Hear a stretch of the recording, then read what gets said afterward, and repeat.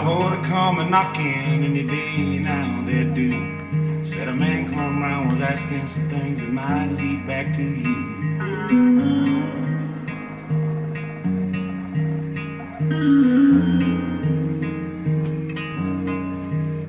I'll be damned if I go easy. Ain't no man gonna take my pride. Just as soon dig one more hole laying down there by your side. Give him one good reason to not go messing in my ground. Mind his own damn business as he suspects I don't fuck around. Now lay me down my wretched soul, one day I'll walk your streets of gold. Forgive me, Lord, for all my sins. I hope pearly gates will let me in.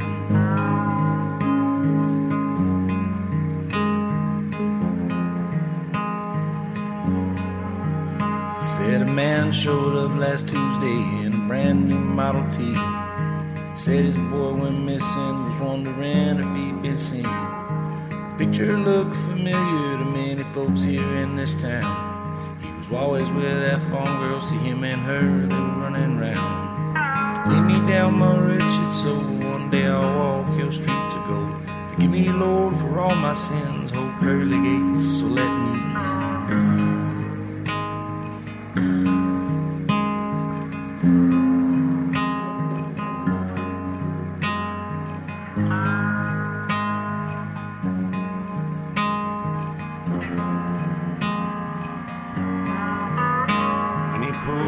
I was waiting in the trees there off the side. Saw him holding something that wouldn't have mattered if he tried. Laid him down real easy, bleeding there out by the side of the boy that he was after. Those who seek so shall they find.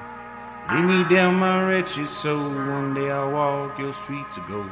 Forgive me, Lord, for all my sins, hope pearly gates will take me in.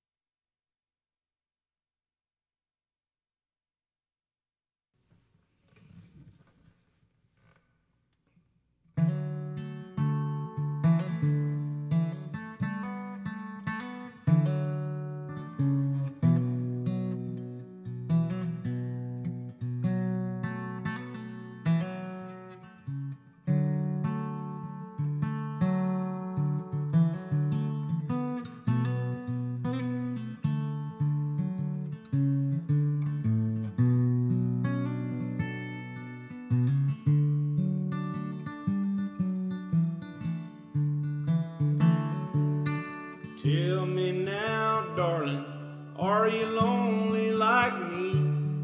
Do you stay up till the morning, then binge hard on sleep? Do you drink through the sadness to dull out that pain? Tell me, darling, have you done the same? Tell me, darling, have you done the same?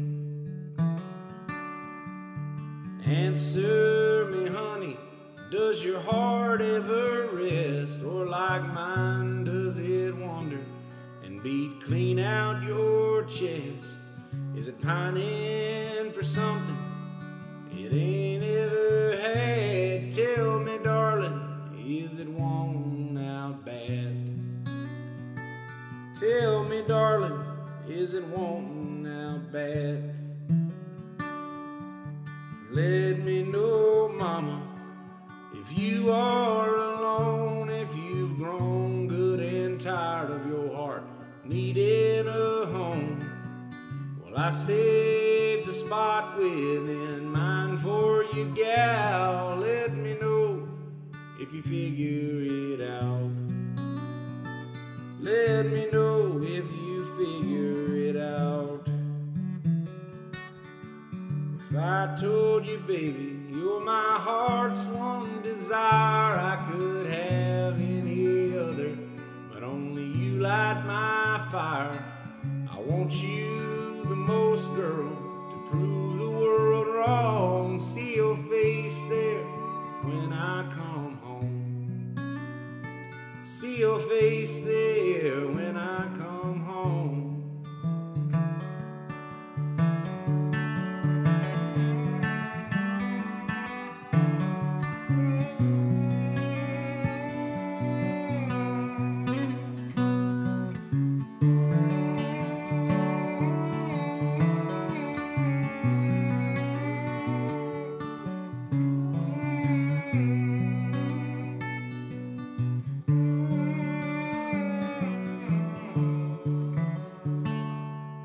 Tell me now, darling, are you lonely like me?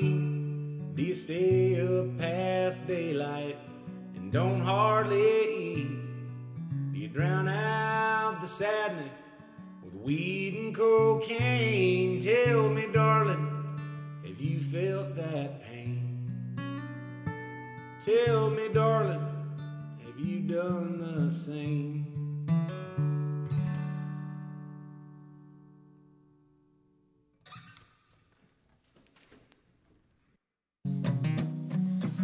Well, I hail from the land of rifles, Thursday evening tent revivals, dusty fields and dusty Bibles. Don't nobody read no more. Waging war against who ain't fighting, feet in mouths and barkers biting. Too much wrong and no one righting. Don't nobody write no more. Wading water deep and wide from near the shore of mountainside. There ain't nowhere good here left to hide no more. Lifting heavy, breaking backs, then left to pick up all the slack. No one knowing how to act in America. Here in America. Here in America. Well, they say this world is changing, need to do some rearranging. All's well if you're the same after all the changing is done. Cause they build it on our shoulders, said the bronze is getting golder. We bought all they ever sold, Lord, and we did so with a smile. Wading water deep and wide from near the shore of the mountainside. There ain't no place good here left to hide no more. Lifting heavy, breaking backs, and overdose on what we lack. No one knowing how to act in America. Here in America.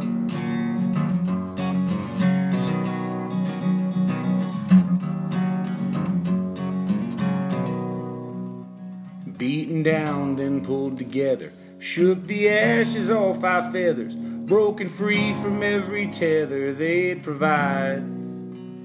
Handed wrong and still refusing, Doing right despite the losing, being lied to ain't amusing. America, wading water deep and wide from near the shore of mountainside. There ain't no place good here left to hide no more.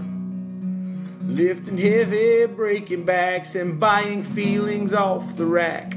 No one knowing how to act in America. Lifting heavy, breaking backs and waiting for our next attack.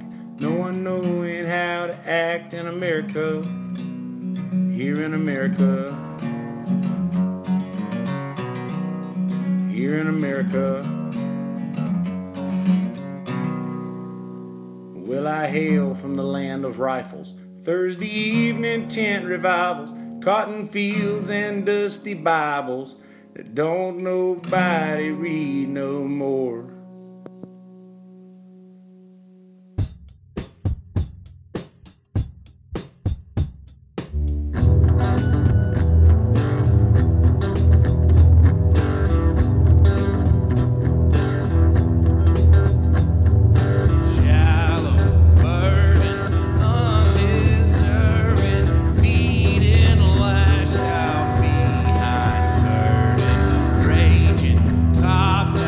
Keep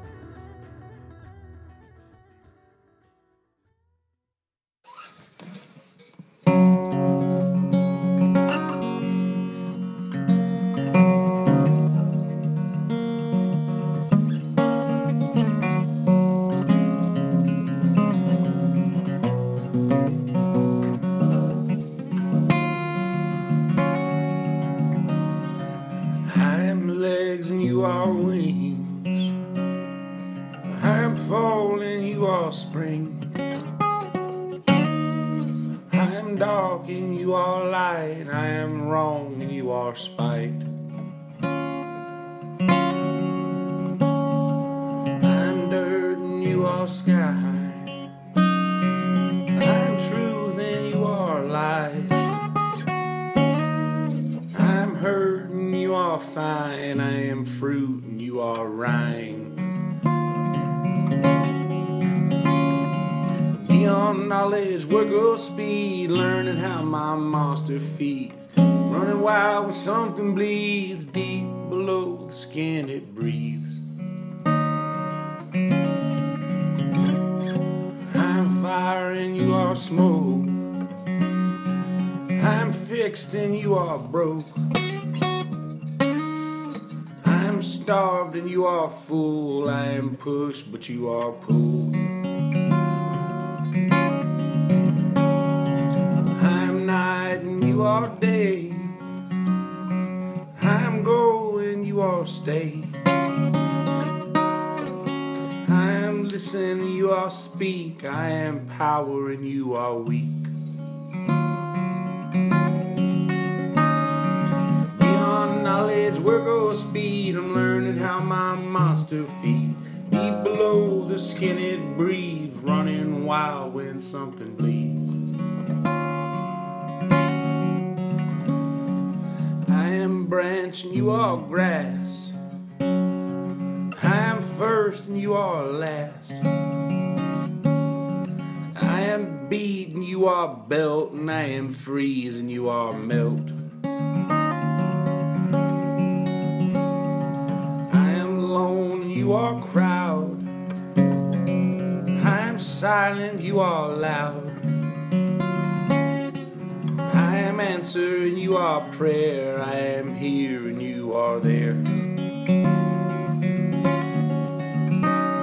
Yeah, beyond knowledge, work or speed, I'm learning how my monster feeds. Deep below the skin it breathes, running wild when something bleeds.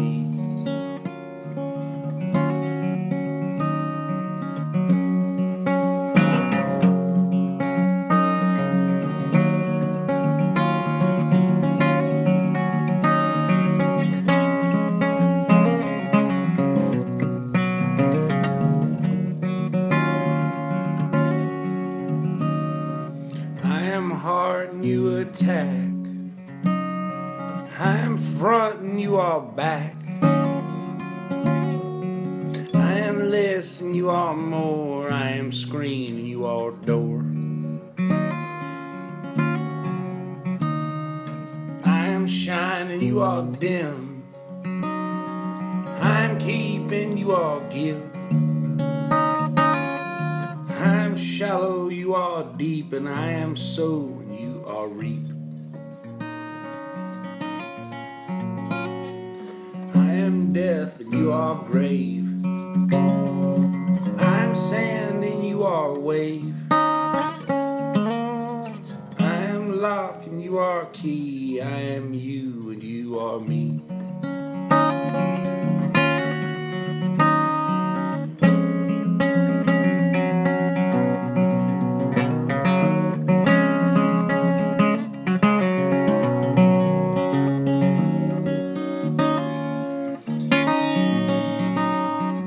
Beyond knowledge, work or speed, I'm learning how my monster feeds. Deep below the skin it breathes, running wild when something bleeds.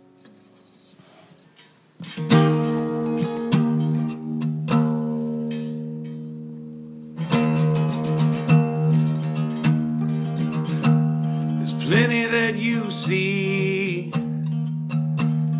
plenty that you don't. There's a heap that'll hear me and a heap more that probably won't. It's outside the question of who I'm supposed to be. Girl, and finding that answer nearly killed me. You'll never know from where it was you saved me.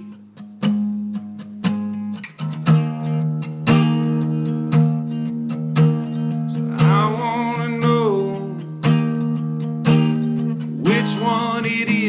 see. When you're all by yourself and your mind just wanders to me,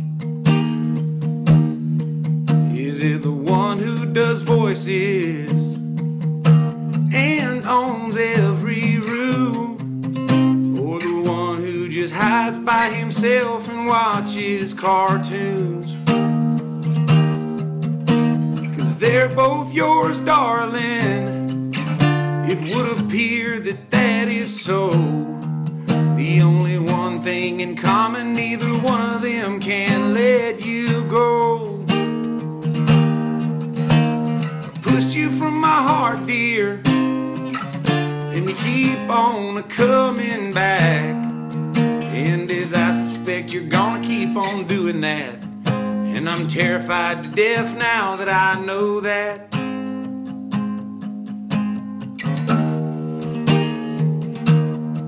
See, there's part of me who's ready to turn on my dull charm and just empty out my rugged heart and sprint back towards your arms.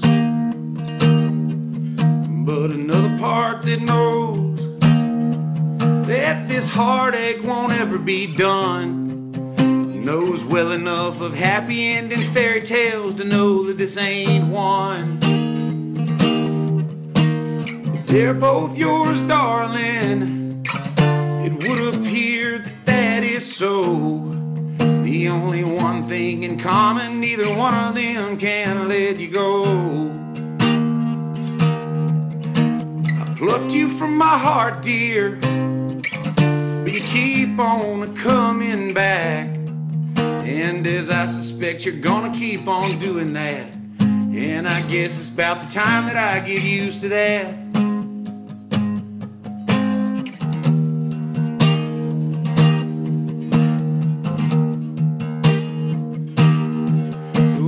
They're both yours, darling, and I hate to say that it's so. The only one thing in common is I never learned how to say no. But I took you from my mind, love. You keep on creeping back, and as I suspect, you're gonna keep on doing that. And I'm thinking that I'm finally about to be over that.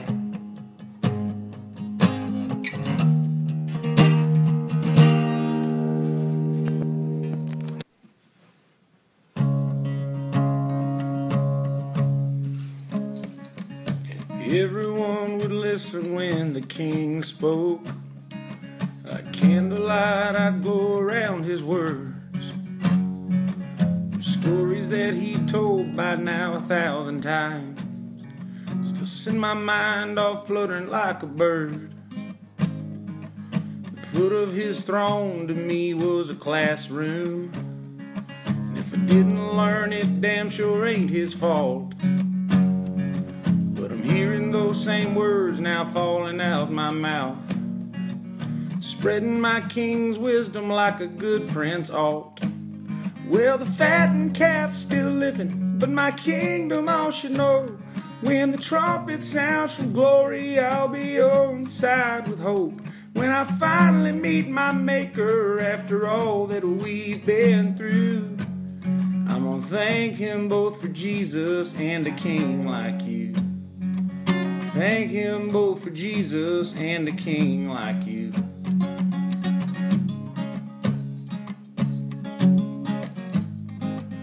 Kingdom took a heavy blow after I was born, for within our walls the evil queen conspired. She fancied how she'd fare outside our castle, and I yearned to hurt good people she'd acquired.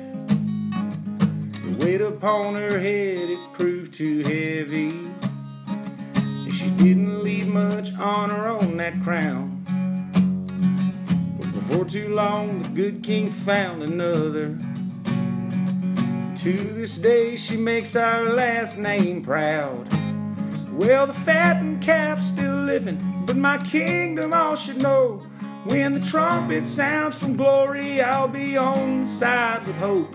When I finally meet my maker after all that we've been through, I'm gonna thank him both for Jesus and a king like you. Thank him both for Jesus and a king like you.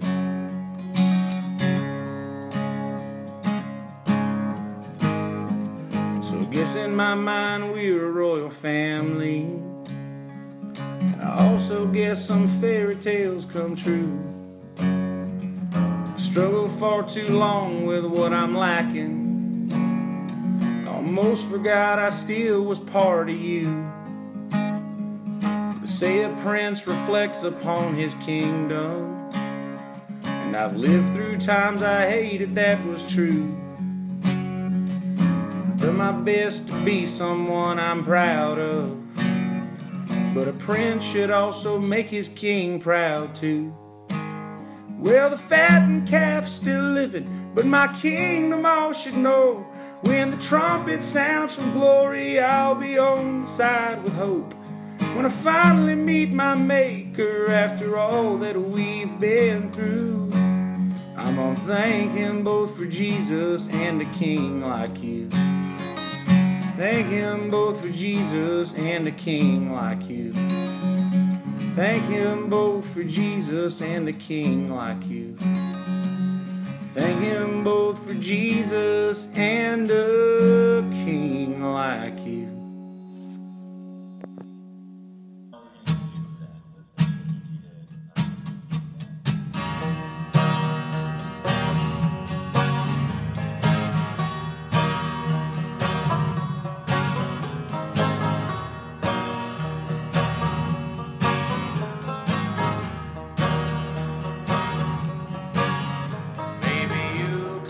Knocking on my front door, same old line you used to use before.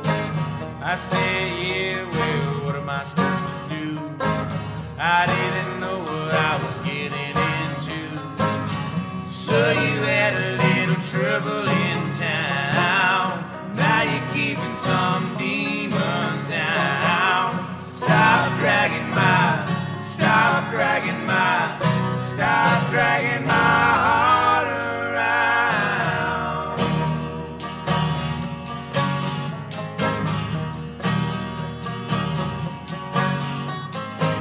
It's hard to think about what you wanted. It's hard to think about what you've lost. This doesn't have to be the big kid even. This doesn't have to be anything at all. I know you really want to tell me goodbye. I know you really want to be your own girl. Baby, you can never look me in the eye. Yeah, you buckle with the weight of the world. Stop dragging my heart around.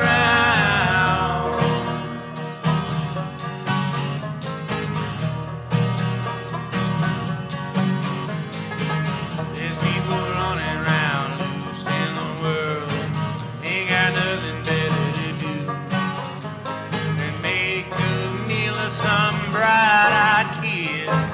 You need someone to looking after you. I know you really want to tell me goodbye. I know you really want to be your own girl. Baby, you can never look me in the eye. Yeah, you buckle with the weight of the world. Stop dragging my heart around.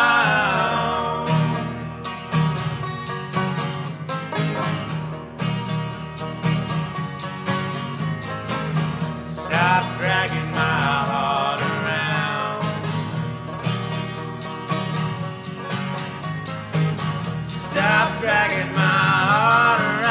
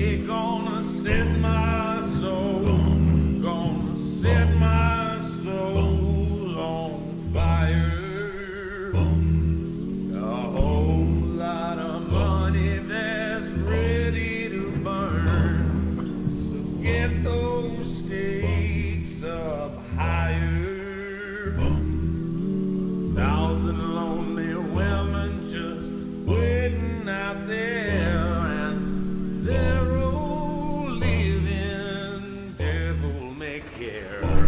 And I'm just the devil with love to spare.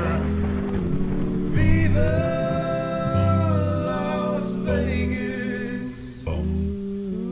Viva Las Vegas.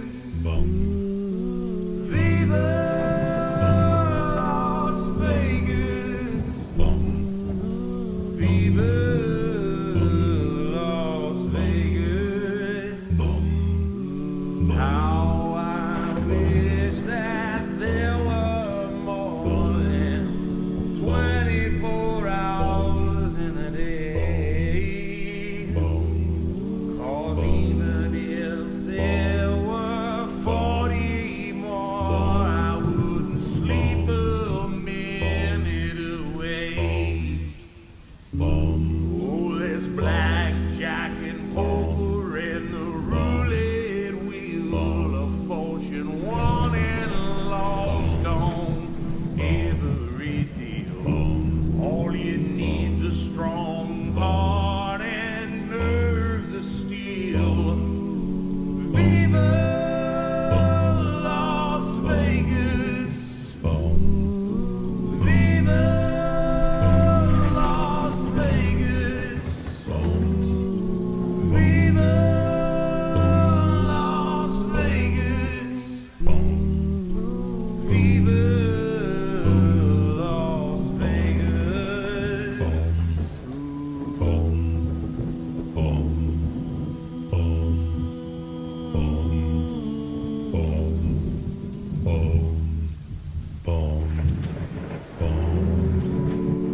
Viva Las Vegas with your neon lights a flashing and your one-armed bandits crashing all your fools down the drain.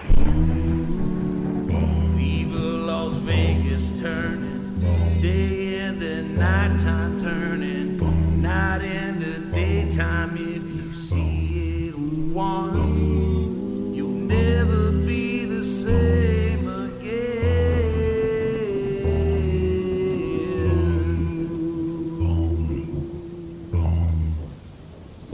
I'm gonna keep on the run. I'm gonna have me some fun. If it costs me my very last dime. If I wind up broke, well, I'll remember, Lord, I sure had me one hell of a ride. I'm gonna give it everything I've got. Lady luck, please let those dice stay high. Let me shout out a 7 with every shot. Viva Las Vegas. Viva Las Vegas. Viva Las Vegas. Viva Las Vegas. Viva Las Vegas.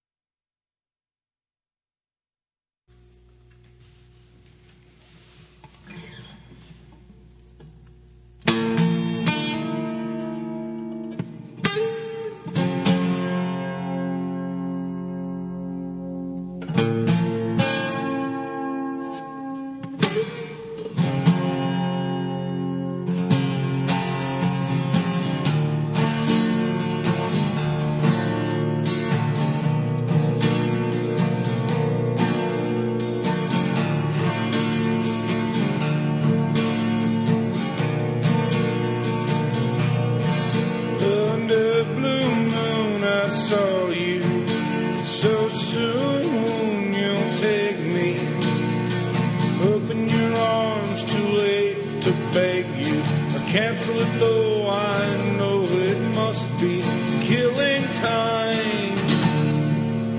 Unwilling mind. Fate up against you hell. Through the thick and thin. You wait until you give yourself to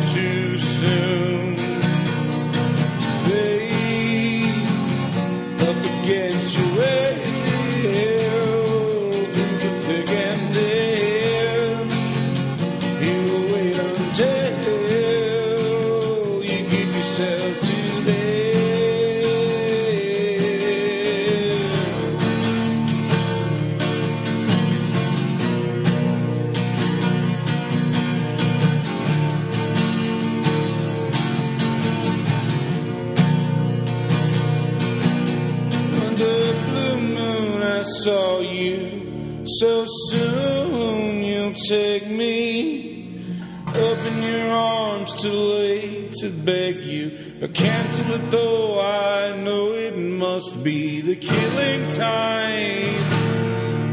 Unwilling mind. Fate up against you hell through the thick and thin.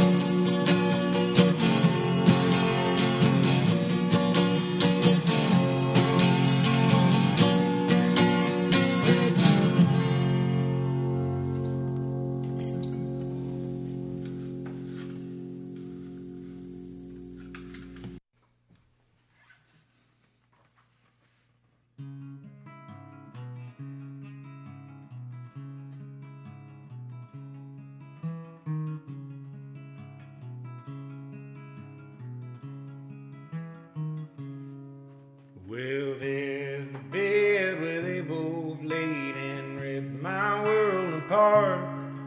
It flew off up to Kansas before it got too dark. Well, I swear that if I see them in their graves, they will lay. But they're hiding up in Kansas where no one knows their names.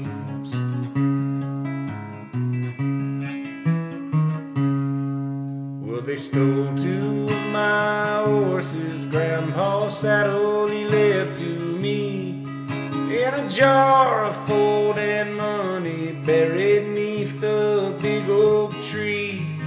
Well, I tracked them up to Tulsa where they hopped a northbound train, and I swear that if I find them, I'll make them feel my pain.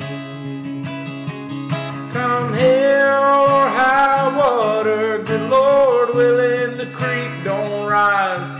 On a stack of Bibles tall as me, I swear I'll get my prize. On the banks of old Red River, under cottonwood I pine, digging me a hole but it ain't mine.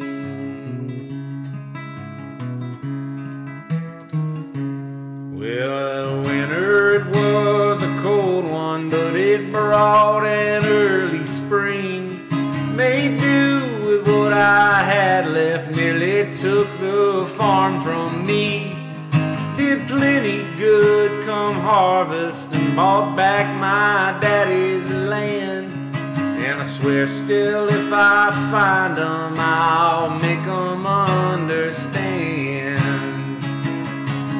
Come hell or high water, good Lord willing, the creek don't rise.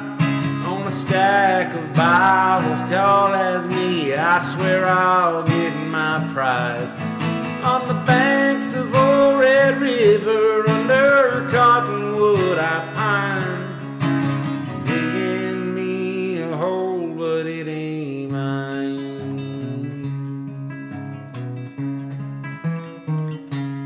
Well, I heard a man from Detroit's making horses out of steel, making easy work of travel. Now my word could be fulfilled.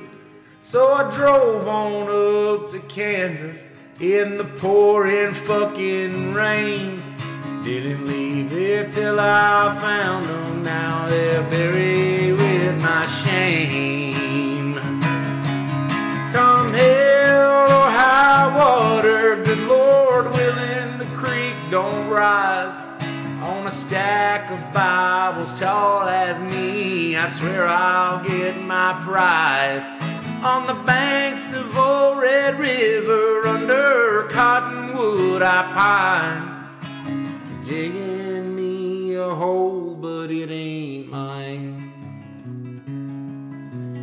Digging me a hole, but it ain't mine. Filling up this hole and it ain't mine.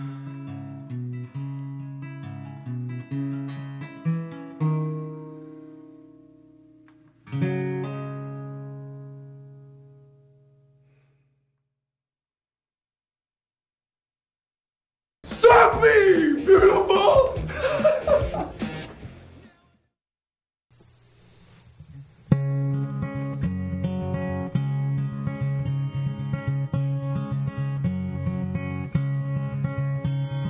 Run, little darling, run like the wind, to never be loved by a monster again. Safe from the heartbreak, warm from the cold. Run, little darling, run. Run, little darling, don't look back behind. Pray for your loved ones and seek out the light. Raise your head steady, move swiftly and proud. Run, little darling, run. Run, little darling, from sorrow and pain. Strive to be patient and lay right the blame. Pass through the madness and sort it all true. Run, little darling, run.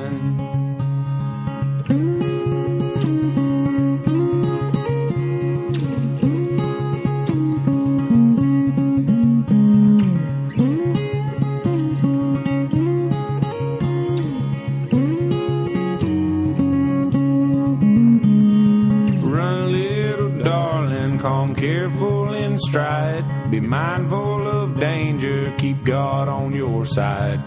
Fear not the darkness, just feel your way through. Run, little darling, run.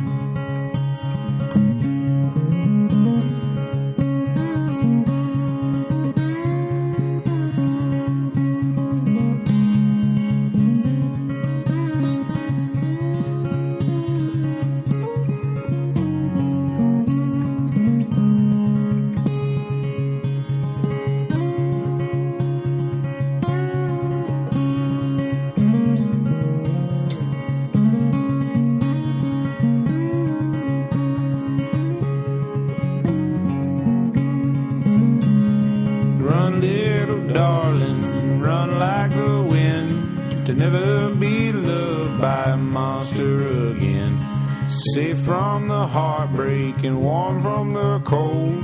Run, little darling, run.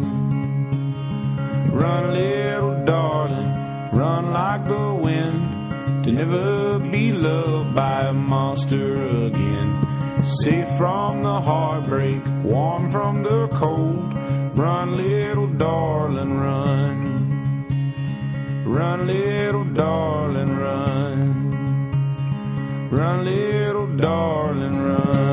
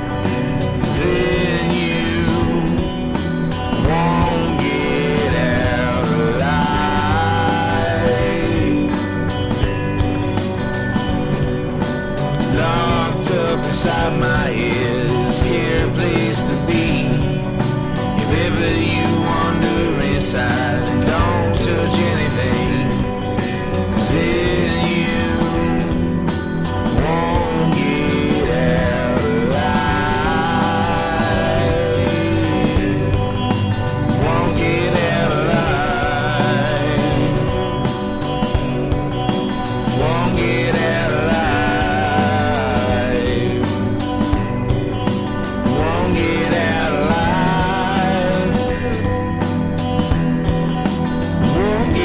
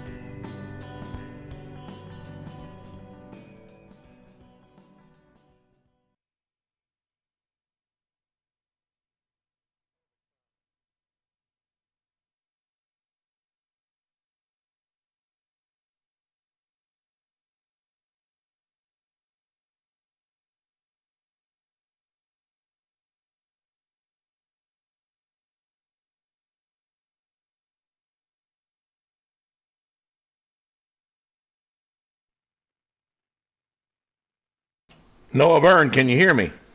Hello, checking in. Yes, I can hear you. All right. I heard. All right. Surprise, guys. There's vocals. Surprise, folks. There's voices now. And it's all about original content, and we're bringing this to you live right now. Jesus, I'm fucking tired. I bet. After the first weekend of spring break, correct? Yeah, Bubba's got destroyed. Bubba's Love Shack on the inlet. Those fans that don't know. Great place, great bar. But, man, we got fucking rocked. Like, it was, like, so many fucking people, man. And the best part of the night, though, like, I was dying because I'm just like, oh, my God, like, this is never stopping. And then all of a sudden I hear, like, everybody. And I was like, what the fuck? And it was like the band, like, stopped playing. It was like, what is Bubba? I'm Bubba Love Shack. Oh, like, no. woo! And then he just fucking, the band just jammed, and he just talked over it like he was freestyle rapping for someone who can't freestyle rap. Like, he was like, what's his name? He said, what's that country guy that sounds like, fucking, Lenny Kravitz? He's like, not Tracy Chapman, but it was Lenny Kravitz. He's like, Lenny Kravitz. Like, goddamn, there's a country singer that the name sounds like Lenny Kravitz when you're saying it. Kenny Chesney? Who? Kenny Chesney? No. Oh, goddamn. Randy Travis. Oh, Randy Travis, Jesus. Lenny Kravitz. Randy Travis. And Randy Travis. Randy Travis. He's doing it to the beat, and it was so fucking funny. I was like, what the fuck is this right now? He did that for like 10 minutes, man. And then he did like the hip hop, the hip. Oh, Jesus. Then he do it, then the hip hop. Like, he couldn't follow the whole thing. Where he was like, I heard he used to be a DJ, so George told me that Bubba DJ'd or something back in the day. And I was like, what? Like some like underground, like black only bar, like just like way back in the day, like when they only had like one bar, like Bubba would DJ there. DJ But when I Bubba. was listening to him tonight, I was like, damn, he could have. Like, I believe him now. Like, because even though the band was just jamming, he was right on top of everything, but just saying bullshit. It was really funny. I don't know what kind of time you got, but do you wanna record like a little short bit of content for Sunset Grill channel?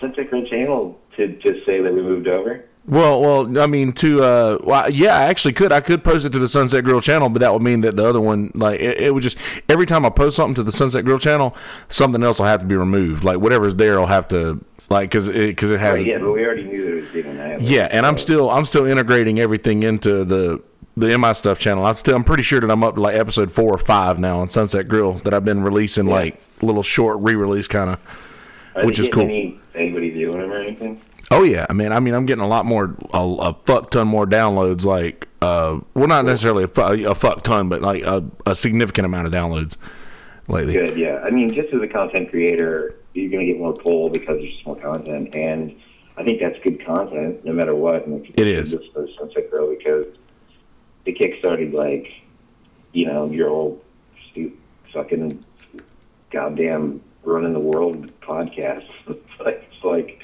you caught the bug, man. And it's like you just have not stopped. And I really appreciate the value, but god damn it, I wish I could fucking be brave enough to just talk. Like you and Jamie, like I just can't do it. Right? Oh, sure you can. I got. By the way, we were playing some. I say we. I always watch Jamie in the chat, and we were talking about Homer and shit last night, and he started playing some old Horsehead videos. So you definitely got some Horsehead plays last night. Oh, cool. Yeah, I think he put the Zoloft commercial from the Mushroom Madness into his live feed. Well, I was texting. We were trying to find that last night, and I text Tyler because I didn't know if it was on Tyler's channel or because I couldn't find it anywhere. And I was like, we're trying to find this thing for Jamie's feed, and finally ended up finding it. And by the time I sent it to Jamie, he had just stopped streaming. But he was like, "Fuck yeah, I'm gonna put this shit up the next time I go live." But anyway, I'm gonna start recording on audio. All right. Do a little check and see if you're blipping okay. Check microphones, sequence. Cats and dogs. Raining cats and dogs. Hello. So, Noah Byrne, Hello. how the fuck are you? Don't be honest. Absolutely terrible. Why are you terrible? I'm rotten from the inside out, Kelsey. What is rotting you from the inside out? I'm going through a bad breakup, and I just sleep all the time. And it's fine. It's good. This should go on, I should do Michael Swain's fucking The Pit or whatever. Was that one, the depression? Oh, yeah, Tales from the Pit. He has. What's that called? Surviving the Pit? Or like Tales from the Pit. Tales from the Pit, right. Like, I should definitely go on with him, too, and just be like, everything's terrible, because he owes me that, because that motherfucker, I went through, like, you know, everything with him alongside him through, like, his divorce, and it was really rough on him, and I'm glad the motherfucker's still alive, because, damn, he was in a bad place, but he's rebounded, and he talks about his depression, but yeah, Tales from the Pit, he's really good, and then Horsehead Businessman is our sketch channel, if anyone's new to the game here, but I know that you and Jamie are talking about it, but yeah, it's been pretty defunct for a while, but I think we've made local commercials, we always, Black Footage still, Horsehead, everything is still, we've just gone underground, like, we've made screenplays, we just don't make the videos anymore, but goddamn, they're still good, I still like them, I still have such an ego that I'll watch them myself sometimes, every, like, once a year, and be like, yeah, that was still funny. This goddamn John Namath. Yeah, right. Like, I get quoted it all the time, and I'm always like, oh, thanks. I mean, it meant less to me when I was more embarrassed about it. But now that I don't make it anymore, I feel like, oh, thank God, like, someone still fucking remembers that. And dude, if anyone ever wants to watch Horsehead, watch Band Tour. Dude, Band Tour is great, but my favorite's always been Today's Apples. Yeah. Today's Apples are just great. Too. Obviously, I'll be putting all this in an intro, but for those not familiar, I realize I haven't said this yet. I text Noah. I was doing this thing called MI Stuff Radio, just because I was fucking around with the screen a little bit for the YouTube channel, and I was like, I think I want to go live and just see how this works, because I thought that the website things that I was posting would be like interactive, so that you could click them. But they're not. Right. So I was like, why don't I just... like pictures. Yeah. They're just pictures of the browser, basically. And I was like, so why don't I just put links of this shit in the description and just always have that every single time I go live? I'll always have all the links to all of my shit. And then I was like, fuck, man. I'm just playing my original music. I originally started as like screen testing. But then I was like, dude, I'm just playing the radio right now, man. I'm doing what I always wanted to do. I've always just wanted to fucking just be on the radio. Pirate radio, man. Pirate radio, exactly. So I was like, the volume, dude. Let's have some call-ins. Let's do some fucking. I was like, let's have some damn coast to coast shit. And it sucks that so much shit is copyrighted though. That, like, we can't just play like. I just want to play like the Lemonheads right now for people, but I can't. Yeah, for sure. You know, but bro, Jamie does that. Jamie plays all kinds of all other people's music all the time. I don't know if he's like paid for their catalog, but even are they big acts, like real people, or just absolutely. He plays like The Cure all the time. He plays a lot of really, really popular shit, like a lot of Warrant. He played a lot of Wasp the other day. Because they were talking about Wasp. Yeah, because the Wasp show, and we were actually talking last night on the chat about Tyler Brown's roast at Rockin' Hard. Yeah, where he got all hammered and puked on somebody. Yeah. Oh yeah. Jamie did. Yeah. Right. Yeah. It was the roast of Tyler. Yeah, that was great. God, that was good. But, oh man, that's on tape somewhere. Yeah, like it's on YouTube somewhere. And, someone has it. I think Adam has it or something. But man, it's so funny because we're just like roasting, and then like I'm just in the audience, like, God damn, they hit like Tyler Brown with like so much shit. I don't want to even repeat anything that was said there because I feel like it's sacred. But man, they nailed Tyler Brown. I was like, I never want to be. And I was like, I just had broken up. I was in another breakup with a girl that I was with for 7 years. And I went there, like, shaking, like I didn't even want to, like, be there. And they were like, can you tell jokes about Jane or Tyler? And I was like, no, I can't. Like, I don't have any jokes right now. Like, I'm jokeless. Like, terrible. I was way more depressed than I am now. I'll just say that. I was really, really bad off. And they started riffing on me, and I felt like really, really embarrassed and really, really ashamed, and like I couldn't take anything as a joke. I like turned red. I wanted to like cry. Like I couldn't, and it was ribbing and it's all fun, but like I was just in a bad emotional state. And so like Jamie throwing up was like some sort of relief. Comic relief. Right. Focus is on him. Nobody cares about me anymore. Yeah, and comedy relief as well, absolutely. So yeah, damn. That was a rough one for me. Yeah. But whatever. So I just feel like I'm always in a breakup. Anyway, go ahead. Why is you say you feel like you're always in a breakup, like, and you say that this one isn't as bad as the ones in the past. How is it different? How's this one not so bad? Just that I know heartbreak so well that like it feels like an old shoe now. Like it doesn't. When I was young and I got heartbroken, it was the end of the world. But now when I get heartbroken, I feel like I'm just like I know how to like. I know what's going to happen to me. Like, I know I'm going to get differently depressed, and then I'm going to reach out to, like, my friends and look for, like, a coping system, and then I'm going to, like, try again to, like, care about females, which I haven't gotten to yet, because I just don't care, and I'm just very interested in myself and just self-healing and whatever else. But that's the next move that I'll make eventually. Is like, I'll be like, okay, I should just go back out there and see someone else and just do that. But I just know all the patterns. I've done it too many times. Kristen Chandler, boom toxic. Anyway, my first love, like, it was like 7 years, and she dumped me like 6 times. So I just kept going through heartbreak. Why so many times? To get back together. What's that? Why so many times? It's probably too personal to say, but basically, like, I can put it this way, that, like, she's very much a Christian, and I wasn't.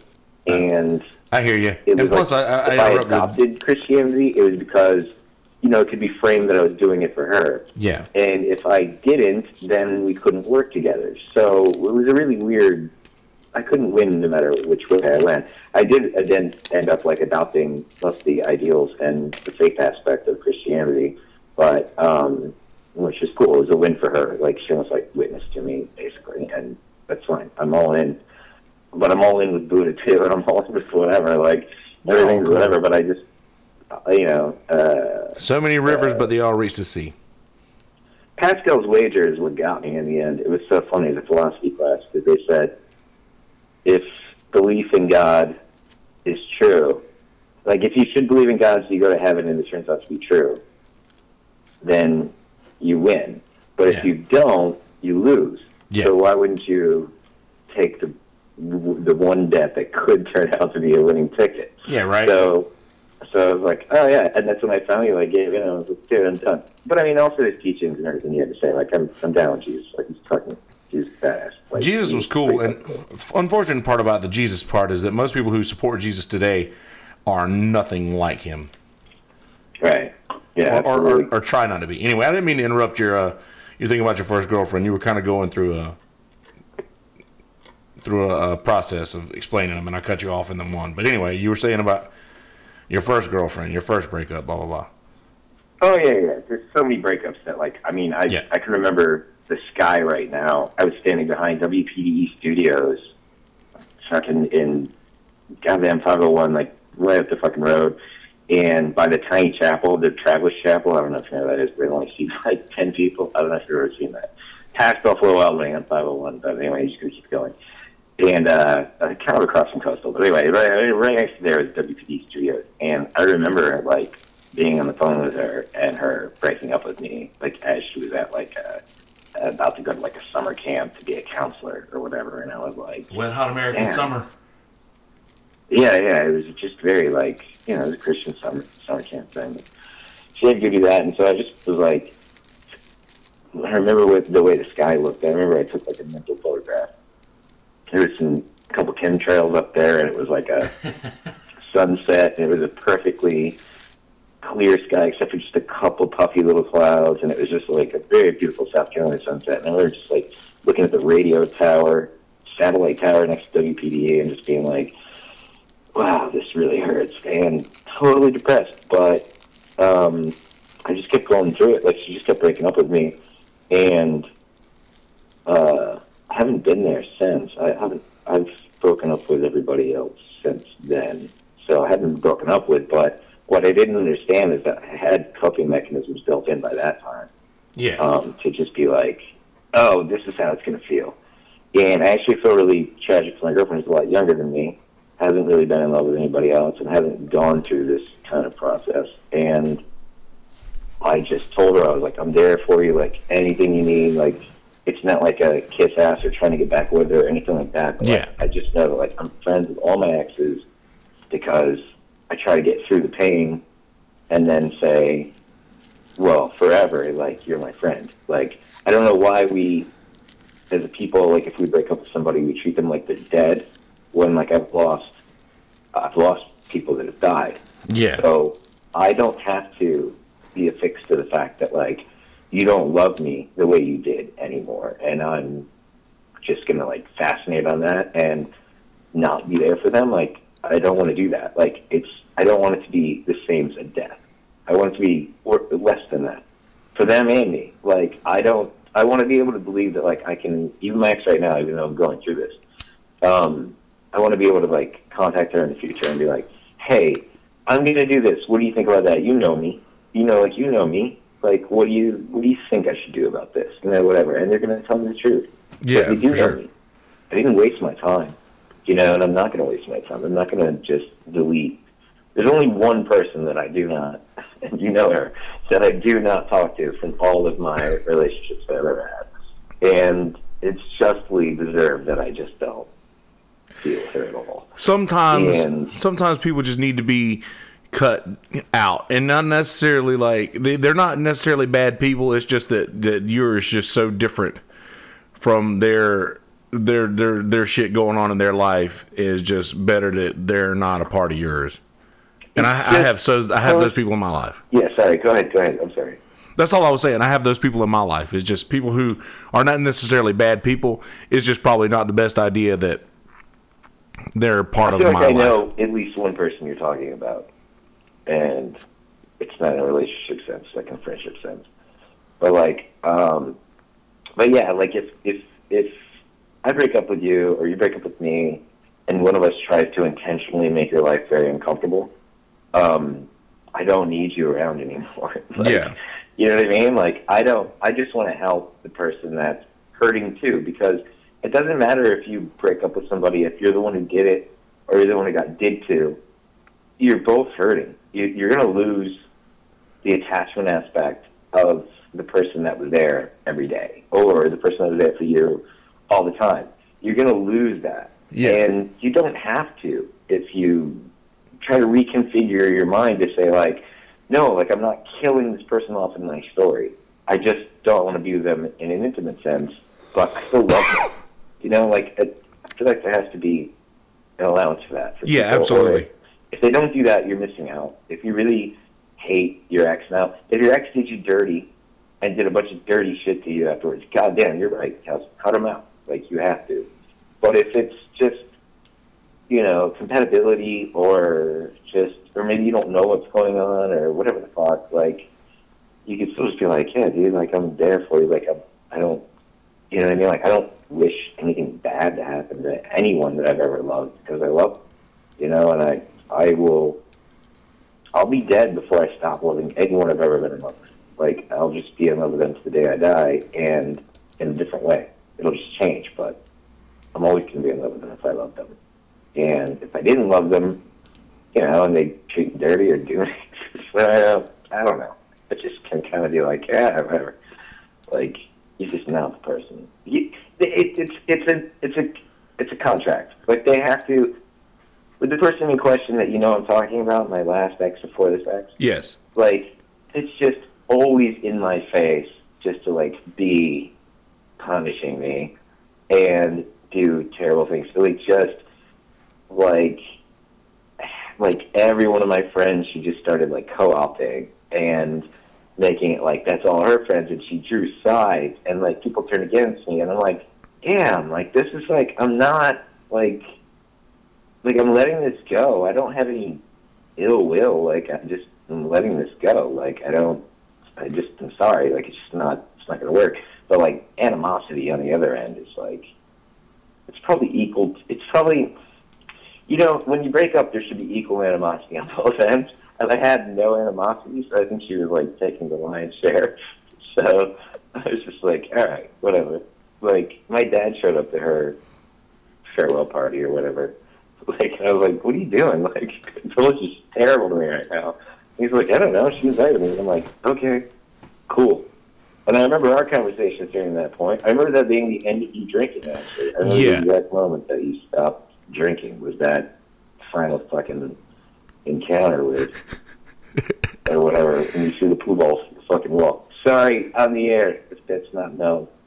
Yeah, I did. No, I've told that story on air. I did throw the fucking pool balls through the fucking door, and I tried to. And you hugged me in the parking lot, and you were very upset, and I was very upset, and you just told me that you fucking loved me, and that, like, you're sorry, and I was like, I don't even know what you're talking about, but, like, I know that it dealt around her, so I know what she was doing, and I know that, like, hey, you know, whatever, and I'm not saying anything. I don't even have any theories or anything. I just think that she was just really charming to everybody around me right afterwards. But, like, you told me you were sorry for it, and I was like, yeah, it's fine, man. Like, this is all going to be fine. And it's been fine, you know? And I just feel like she called me. She was out to corral my friends against me, and I know that. And breakups are hard, but that one was very hard. And I didn't think it would be hard because I just thought we just don't, like, it's just not going to work. But, like, at the same time, that's exactly what my new girlfriend said to me. Like, it's just not going to work.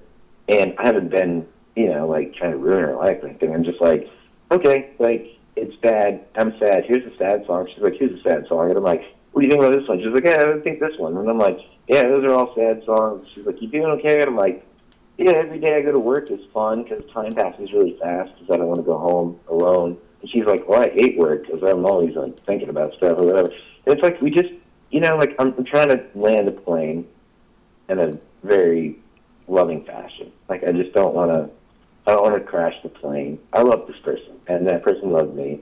Doesn't work now, but you don't have to, like, fucking ruin everything. Like, you can, And I will say this: I was fucking hammered that last night. Like, that was, I was like, I was always about a level 8 or 9 drunk, like, all the time. But I was at least a 15 that night, and so I was literally just like, everybody that I saw, like, there was absolutely no filter. Whatever I thought came out. Like, I had broken my filter that night.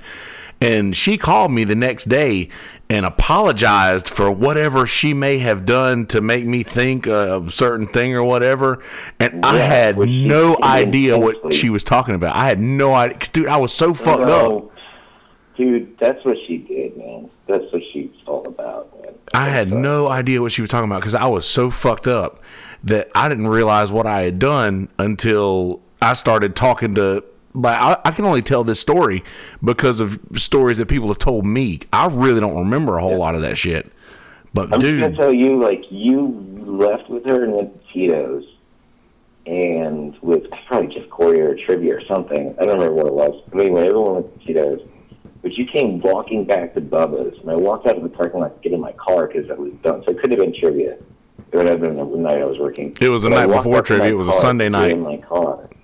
And you, like, came up, dude, you were, like, really upset. Like, you were, like, you know, like, borderline crying. And just, like, you fucking hugged me, man. And you were like, I was just going to say I'm sorry for everything, and I didn't even do anything, or I'm sorry for whatever. And I'm like, dude, we're fine. Like, I don't have any qualms with you, like, or whatever. And you were like, no, but I feel terrible. And I was like, oh, like, you know, whatever. And I just think that, like, basically what she did was, like, try to charm all of my friends. She tried to, like, you know, quasi-seduce everybody in, like, some weird way. Like, it was just, like, all of them that were, like, basically, like, at the end when they were, like, the two sides, I'm on your side, I admit, you know, whatever. And it's just, like, I don't have any problems with that. That's who she was. She's a very charismatic person. And she's beautiful, and she uses baby voices and shit. She's just fucking charismatic. Like, I can't do anything about that. Like, Dude, she got a guy's phone number in front of me when I was working at Bubba's. Like, she got a guy's phone number in front of me, like, at the bar, and I was like, what the fuck was that? Like, just sitting front and center at Bubba's. Like, just, like, got this guy's phone number. I was like, what the fuck? Like, you can't do that. And, that's against the rules. Just, like, she goes, no, I'm just trying to get, like, more attendance for trivia. And I was like, then tell him to take my number. Like, why would you give him your number? Like, what the fuck? Like, that doesn't make any sense. You know what? And, it's a good thing you didn't say. yeah. Stop me, beautiful! What is that? It's a good thing that you didn't go. Stop me, beautiful! I'm just kidding. I can't hear this. I made a soundboard. You probably can't hear it as well as YouTubers. You can watch it later. It doesn't make any sense to me right now. But anyway, yeah, long story short is that, like, I've just been through a lot of breakups, and I'm just saying, like, this one, it's going to be okay. Everyone's fine, you know, like, as far as I know. And, again, I'm always there for the people that I've been in love with. I just want to get that message out to anybody who listens. If you go through a breakup, don't firebomb the other person. Don't attack them with everything you've got. Don't hit them with everything you know about them. Don't unmask them as far as who they are or whatever, or try to psychologically diagnose them or fucking all of that shit. Just fucking, like, get out the back to act like, just, you know, make new plans, man. Like, just get yourself out. Like, there's no reason to, like, attack the other person. There's no need to be coy, Roy. Yeah, just go, and then tell them. We have such communication nowadays. It used to be worse. Like, people would break up and they would never hear from another person until they, like, ran into them at a fucking bar in Boston in 1886 or something. They'd be like, they used to be married at last, you know? Like, now... How did we get there? Text each other. Be like, you're okay. You're going to be okay. I'm sorry about this. I'm sorry about the way things turned out. Like, I apologize. Like, it's not... You know, you're right about some shit. You're not right about some shit. You know, but... Either way, like, I loved you, and, like, I'm glad I was there. We had good times. Just fucking whatever. I'm getting old, man. I'm just saying, like, I don't get animosity with breakups. Like, just people need to kill that shit. Like, get over it faster. I'm sorry. I've been through so many breakups that maybe I'm just, like, sounding fucking like I've got it all together, and I don't. I weep some days for a couple hours, whatever the fuck. Like, I'll sit there and be distracted at work because I'm caught on something. Like, I fuck up too, but I'm just saying, like, you know, you just got to kind of, there's no reason to hate somebody that you loved unless they made you hate them. Otherwise, don't, you know, like, just land the plane safely. Everyone gets off the plane, talk about it at the airport for a little bit, get the fuck out of the airport, go your separate ways. Like, it's all okay. Like, it sucks. Especially when you think you're going to, like, marry somebody. You know, yeah. Like, it's the whole fucking, yeah, you get really, you depend too much on the future, and you can't see the present for the future because you make plans. Once you make plans with somebody, that's all fucked up, dude. Dude, I'm so bad at breakups, I don't even try to get in a relationship. Like, because I just know that I'm an asshole, and I'll eventually drive somebody away from me. And I know that that's who I am, and I know that that's probably who I will be. So you're saying you drive people away from you intentionally? I don't do it intentionally, but it's sort of just like a fucking coping mechanism almost. It's like, it goes back to, and I'm going to blame it on something crazy. I'm going to blame it on, like, my mom not being there for me when I was a kid. So the first person that I learned to love was, what, you know, I like... wasn't there for me. So I just always imagine that the person that I love the most is always going to leave me. And that fear drives them to, you know, just because of my behavior, because I know that they're going to leave me one day, drives them away. Yeah. So you cut them out before they can cut you out. Kind of, yeah. I cut them out before they can cut me out. Yeah. And once I change my mind about somebody, I can't unchange it. Right. It's That's a very black and white thinking, and, like, honestly, like, I would, like, as much as I know this shit, like, I would say, like, I'd be scared if I was you, if I had, like, a cluster B disorder, which would be, like, not bipolar, but narcissistic personality or borderline or whatever, but, like, the fear of abandonment is borderline. It's a fear of abandonment, it's fucking borderline, dude. Like, and it's 6 million Americans are borderline. Like, they're all there. Like, the people, I keep running into them. I don't know why. I'm attracted to them, and they're attracted to me. I think because they think me as a stable force, and they're unstable, or maybe I'm unstable, and I always have like nurses and shit always want to like date me, or like protect me. I don't know, whatever. They have some weird things. But anyway, I'm just saying, like, borderline personality disorders, like, I've run into it too many times, man. But basically, it all stems from a fear of abandonment. It's just that, like, if you, like, in my own situation, like, my partner said that she had no empathy and that she was, you know, like, I didn't handle that I got robbed correctly. So I got really upset by that because I was like, you should be, like, protecting me on this, and you should be whatever. And the fact that I called her out on this stuff, I think led to her thinking I might leave her, and I could be completely wrong. I don't fucking know. But, like, I thought that she thought I might leave her, so she just left me quicker. You know what I mean? Like, it's just, if you feel like it's going to happen to you, you run faster. You're like, no, I'm out. But, like, people don't understand the level of commitment I have. Like, I don't care if anything's wrong. I don't, like, I'll stay to the bitter end. Like, I don't give a shit. Like, we're all fucked up. And, like, I don't care. Like I said, 6 million Americans have borderline personality disorder, where you either paint somebody white or you paint somebody black.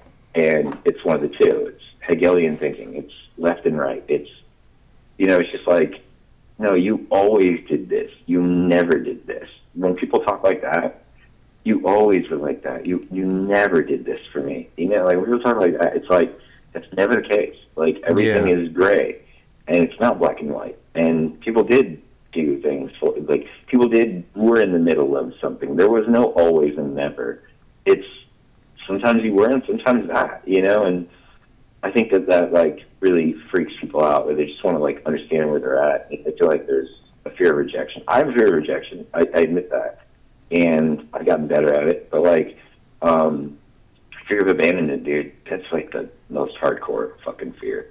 And shit like what happened to you, like, shit that happened to people that I love that have borderline personality disorder, like, is so fucked up that, like, I listen to their stories and I'm like, I'm so sorry, you know, like, I'll never do that to you. But it doesn't register. It doesn't, like, they don't believe me, or, like, something so personal to them is they can't believe me, that I'll never abandon them. You know what I mean? Yeah. Like, well, I'm self-diagnosed, like, bipolar, like, for sure. Like, I feel like I certainly am, and I figured out how to control it in a way.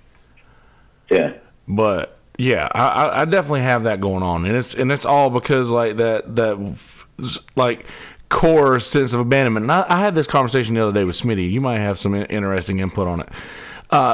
I feel like when my mom and my dad conceived me, it was not in any sort of a long-term situation. Like, it was not meant to be a long-term situation. So the fact that I existed sort of forced them to be together. And I know that my mom was a certain type of person, and this would have not pleased her as a child. So probably in the womb, I was being subjected to, like, just straight up anger, you know, because she's probably, you know, just under immense amounts of stress because of me. Not just anger, but anxiety. Yes. You know, and that could very well, anxiety in the womb. like, that could very well have spilled over into me. And, like, now I'm dealing with all of this, you know, because of something that is onset by that. And I'm not trying to be one of those people to just blame all of my problems on my mom or my parents or whatever, you know what I mean? No, I'm just trying to reason through that, like, this all has an effect. I mean, yeah, sometimes it does, sometimes it doesn't, but it really does to most people. I mean, like, look at pit bulls. Like, sometimes there's good pit bulls, sometimes there's bad pit bulls, but, like, how are they raised? What happened? You know what I mean? I don't know. Yeah. Pitbull analogy. But anyway, yeah. So your mom did abandon? Did she ever actually abandon you? Well, she left me and my dad when I was 2. Okay, yeah, that's exactly the fucking time frame that would develop this type of thing. Yeah, she left my dad when I was 2, and, like, I grew up living with my grandmother because I always stayed with my grandmother, like, and I thought my grandmother was my mama. And I called her mama back in the day. And I remember that I would, like, get my suitcase and get my bag packed for the weekend and, like, be sitting at the door waiting for my mom to come pick me up. And, like, she wouldn't show up and shit. And then she'd call hours later. And, like, I would talk to her and she would explain why she wouldn't pick me up or whatever. And I'd just be all pissed off. So I was, like, in love with the idea of mom. But obviously she wasn't as interested. So I realized that later on, I was like, I was just in love with that idea. So I wanted to move in with her and I wanted to live with her. So finally, after I was about... Yeah, you wanted consistency. Yes. After I got into this giant accident, which I know I've told you about, where I got the giant insurance settlement when I turned 18. I've told you that story, right? Yeah. Well, I know the podcasters have heard it. But once I got in that wreck after all of the insurance and everything was settled over the next couple of years, my mom was immediately like an immense part of my life. Most people would think, oh yeah, well, you almost just died, and she realized she almost lost a child. Yes. Well, you don't know who my mom is because she also realized that there was a giant insurance settlement that I was going to get when I turned 18 years old. Right. And that she wasn't going to have anything to do with that money if she wasn't part of my life. And so that's the only reason she came back into my life, was because all that money was going to be there. And then once she got all the money from me, she didn't care about me again. And fucking boomers, man. Right? Fucking A. It's fucking money oriented, dude. It's always man. But yeah, she got the money, and that's like, but that sense of abandonment, like the first person that is supposed to love you is the person who you're growing inside of. Correct? So okay, I don't know if you hang out with a lot of 2 or 3 year olds, but no. I've raised a niece and I've raised my cousins and whatever. One thing they do constantly is they're sitting in like a high chair, right? They take like their bottle and they push it off the high chair, and you put it back. You show them the bottle can be brought back. And they continually do it. They're testing you to see, like, is it always going to come back? And your mom abandoning you at that age when you're literally learning those intrinsic things of object replacement, like, and then she dips out and doesn't come back or whatever the fuck, dude, like, that will fuck you up. Yeah. It'll fuck you up. It was not ideal. Like, terribly. Because they don't learn that, like, it'll just come back. Like, they go, like, sometimes it doesn't come back. And they're fucked. They're like, oh, my God. And the baby that pushes the bottle off, when they push it off, they're laughing every time you bring it back up. Oh, you brought it back. And then the time you walk away because you're doing something else, and they push you off the fucking table, what happens to them? A minute, 2 minutes go by. They're screaming. I can't get my bottle back. And they learn to hold it again. Like, I'll get my bottle back. Like, eventually it will come back. It just takes time. And we don't. If you lose someone at that age and they're displaced, like, from your life, or dissociative to like how they should feel about you, and they just keep flaking, like, that will fuck you up forever, man. Like, you will never feel like anyone is safe again. Yeah. And dude, you got to conquer that, because there are good fucking safe people. And even I, in the middle of this heartbreak, I'm like, I thought this was one, and I'm fucked. I don't care. Like, I'll give it up to the next one. Like, I'll just keep trying until I find someone that, like, loves me for who I am for, like, all the time. If not, I have nothing to live for. I don't really anticipate being here if I can't find that, or if I don't ever get that. No, I think you will. Everybody's got somebody, man. You have such a good thing where, like, you get the fan adoration. You get these people watching the stream now. You get people like, you are very, like, you're not seeking the validation from one person. I always feel like when I'm in a relationship, I end up seeking the validation of just that single person. And I get other validation, and I kind of let it roll off my shoulders and kind of like, all right, thanks. But like, I'm really looking at the validation of one person. I've tried to fix that, but that made me into, like, people accuse me of being a narcissist now, because I'm like getting validation from other people, and I feel like I'm a good person, and then I get accused of being a narcissist. And I'm like, no, I just don't want my life to be singularly, like, defined by one person's expectations. And now that, like, my ex spelled out her expectations and told me that I failed them all, like, then I go, all right, well, like, you're not a good judge of character. I don't know what to do for you. Like, I can't be that thing that you thought I was. I'm this other thing, and I have to be okay with that. So anyway, you Yeah. should be okay with like what your fears are, and if you get with somebody and all that, like tell them, you know, like this is my shit. I bring this to the table. We're old enough now; we have to. You know what I mean? Oh yeah, for sure. That's the thing. Yeah. Most people like try to dress themselves up to look like something they're not, to almost like drop bait in the water, if you will, for a mate. And then once they get close enough to your bait, you realize, oh shit, there's hooks all around this shit. You know, I come hooks forward. You know, I want to show you my hooks to start with. Just this way, this is who I am. I'm this particular way about a certain thing. I'm very forward with everybody. Our heart is on our sleeves. We are literally two people that put our hearts on our sleeves. Yeah, dude. I've just told people, I don't know how many times that have gotten just really close, and I'm like, listen, I'm sorry, darling, but I just fall in love too easy to be like in close quarters with you for much longer if you're not serious about something serious, because I don't have time to fuck around, you know, in a kinder way. Yeah, I know. I love when girls say that too. Like, I don't have time to fuck around. I'm like, dude, I appreciate that. Like, good for you. Like, looking for this specific thing. You know, it's like they just are like, no, I'm not gonna fuck around at all. Like, I'm looking for this specific thing. I'm like, cool. Like, good boundaries. Thanks. Like, I don't mind good boundaries. I love good boundaries. It makes it so like, all right, cool. I'm not the thing. All right, then we'll hang out and we'll just do whatever. And like, I never have to worry about you, like, as a threat to my emotions or your emotions or anything. Like, I don't have to worry about it. It's cool. Like, I dig people like that. Like, yeah, those are my fucking people. Like, those are my people. I know those people. I like those people. Those are my support systems. Like, it's literally like I can call my exes and be like, hey, I just broke up. Like, here's what happened. Trying to understand this. And then they're like, oh, well, like this, because you're like that, and you do this, and you do that, and you should understand that you do that. And I'm like, all right, cool. Like, I get to hear, like, my exes describe me, like, in person, like, that they would be so kind as to, like, still psychologically analyze me and tell me who I am, because I don't know who I am unless someone tells me. You know what I mean? Like, people say that, like, whatever, like, weird Buddhist LSDs, just say that, like, the universe sent us here with consciousness because it's constantly trying to know itself. I really understand that. I'm looking for reflections from people that I know. Like, tell me, like, am I this? Am I that? Like, can you help me with this? Can you not help me, but like, can you just tell me that I am that? Or what's your observations on me? And I'm not afraid of the criticism. And I get a lot of criticism, but like, anybody who's known me for a long time knows that, like, I'm constantly, desperately trying to know myself, like, faster and faster.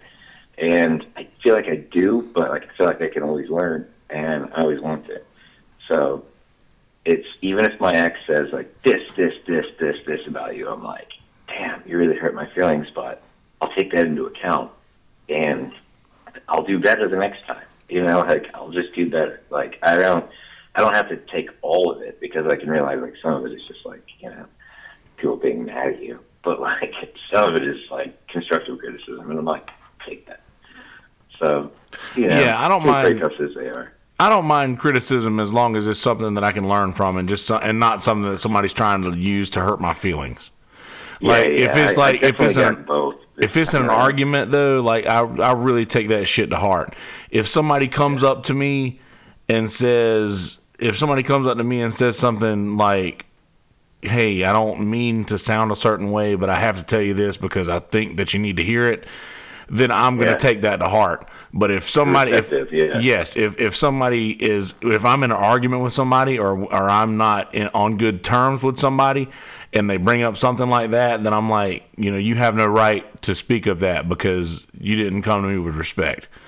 Like, I do not. I'm very big on respect. I don't like being disrespected. And and the problem is that, like, you and I, well, I don't know if you and I, but at least me, like, I don't lose my cool normally. But like, you know, this breakup was, I lost my cool, and I attacked back, and I should have sat passive, but I was like hitting her with like red pills of who she is, because she accused me of being a narcissist. And I was like, I'm not a fucking narcissist. We want to throw around psychological terms, we'll throw them around.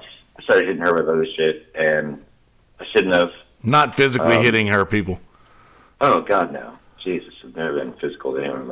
I've only been beat up. At one time, I beat up one kid because he kept antagonizing me. I didn't beat him up. I put him in the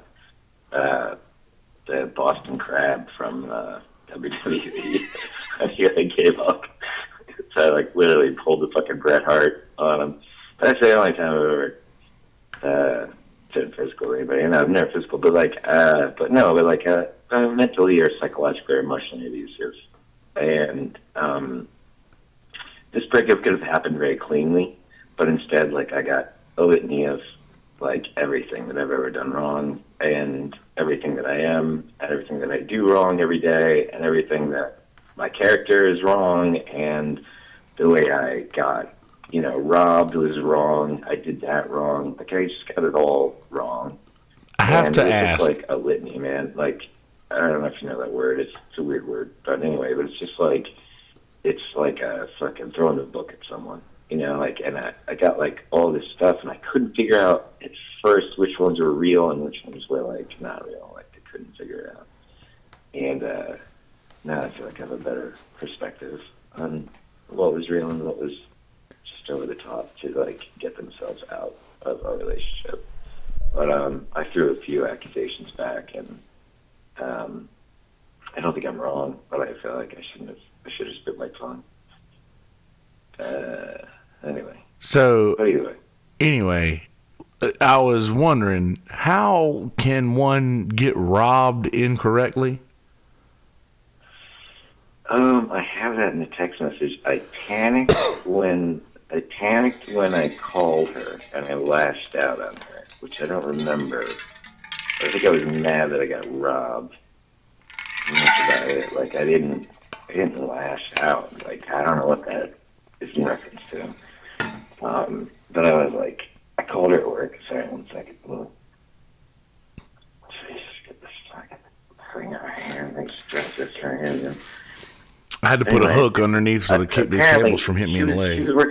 She was working her job, and I called her in her job, and she said I lashed out, but I think I was just like, fuck, I just fucking got robbed. And that's about, like, the extent of it. Like, I was like, I can't believe I fucking got robbed. I fucking knew I'd get robbed.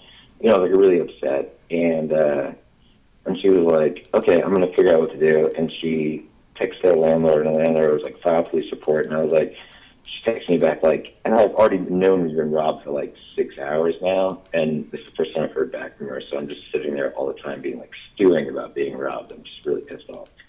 And so finally, I had to write trivia because it was Sunday, and I had to host trivia on Monday. And I wrote trivia till 5 in the morning. And then she came home at, like, 7 in the morning, and I told her, like, we've been robbed. Like, this, like, like, whatever. I was like, she already knew we got robbed, but I was like, what do we do now? Do we get cameras? Do we fucking figure this out? Whatever.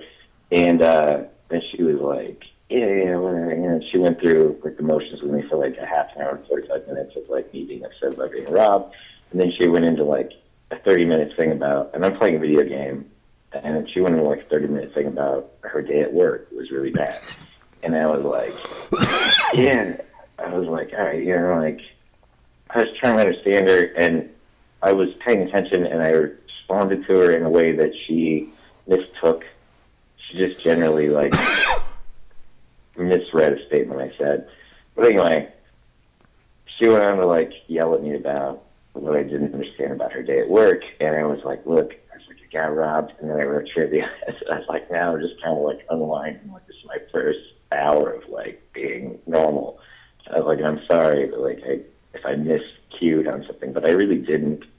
I actually, like, did do a good job. But anyway, long story short is, so she said I dropped the ball on caring about her day, which was equally as bad. Like, her day at work was equally as bad as me getting robbed. And so, and that I didn't impress her with my actions after being robbed. And that's about it, man. Like, there isn't really, that's it. Like, it doesn't add up, but that's all there is. Like, I did that. No. And I assumed the victim role. That's what she also said. I assumed the victim role. So, or embraced the victim role. I embraced the victim role. So I got robbed, and I'm a victim. And I'm like, this sucks, I got robbed. And she said I embraced the victim role. And I was like, but I'm a victim. Like, I didn't rob myself. This isn't a Big Lebowski. Like, what do you mean? Like, I didn't rob myself. Like, to embrace the victim role would mean that I'm not really a victim and I'm just adopting a role. Yeah. But if I'm actually a victim, I'm not adopting shit. Like, there's no role to adopt. I'm a victim. Like, that just doesn't make any sense to me. Anyway, it was just a bunch of accusations like that, and then she skipped out, and then it's whatever. I mean, it is what it is now. But I hate to say that. I hate it is what it is, but it really is what it is. So I'm just kind of like, all right, well, you know, that's the way you see things. And then I brought it up over like a week or two later. Like, I was just like, man, like, they should reduce our rent. Like, we never did this, you know, whatever, anything else. But I was just bitching about it, and she was just like, you're just not the person I thought you were. Like, we had a forbidden love, and it didn't add up, or whatever. And I'm like, okay, like, fine. That sounds like some fillery shit. Yeah, I just kind of concede that, like, I don't know why it's over, but it's over. You know what I mean? Like, so I'm okay with that. Like, just finality, like, in a sense. I've waited a while to see if there'd be, like, a second chance or if we're going to do anything or whatever, but, like, it's not like that. So I accept the finality. Like, I don't have to care further. You have to build your own closure. That's another thing I want to tell people. The fucking brokenhearted, if you're out there. Like, you have to build your own closure. No one's going to do it for you. In fact, like, most of the time, your exes will continually not allow you closure. You have to build your own closure. Like, your exes will, like, be like, oh, like, I didn't do this, and, like, yeah, like, go hang out again, let's walk on the beach, and you're like, okay. And they don't give you closure, but you have to fucking do it yourself. You have to do it yourself. Just say, like, no, don't stay frozen. I'm not doing it anymore. Done. Yeah. And you have to tell yourself that. And I'm bad with it, but I've gotten better with it over age. Like, I realized that, like, that existed. That was a great time. I had a great relationship. I had 3 years of bliss and then, like, a month and a half of shit. Whatever. I'll take the fucking 3 years. Like, I'm going to die anyway. Like, at least that was fun. Like, I don't fucking care. Like, you know, like, you just got to... That's a good way to look at it. Thinking positive. That's a good way to look at it. If you have I think that you may have a similar mind palace that I've got. Like, you keep memories in boxes and on shelves. Oh, I have tons of memories. Yeah. Is that how you store them, though? They're not organized. They're very disorganized, but I know them all as soon as you know what I mean? Like, go to wherever you keep them. Yeah. I don't have boxes and shelves. What I have is, like... But yeah, you're equivalent to that. I have memories that pop up like dreams pop up. Like, I don't know why I'm fighting a tiger in a dream. And I don't know why, like, during the daytime, I'm like, remember that time I was in Maine and I ordered, like, the tuna special and they gave me the wrong kind of sauce? Like, I'll have that kind of fucking weird memory where I'm like, why am I thinking of that right now? This doesn't make any sense. You know, you feel like your brain's trying to tell you something when you think those things? They all seem to connect but not connect. That's all I can say. But yours sound very organized. Yeah, like that's how I do it. I keep everything in boxes. Like, I pick up a certain box, and this box could have a girl's name on it, and in this box could be an endless playlist of music, TV shows, like food, drinks, drugs, whatever. Like, all these certain things are in this one box. Like, but picking up that one box will unfold a lot of this other stuff. Here's the thing, though.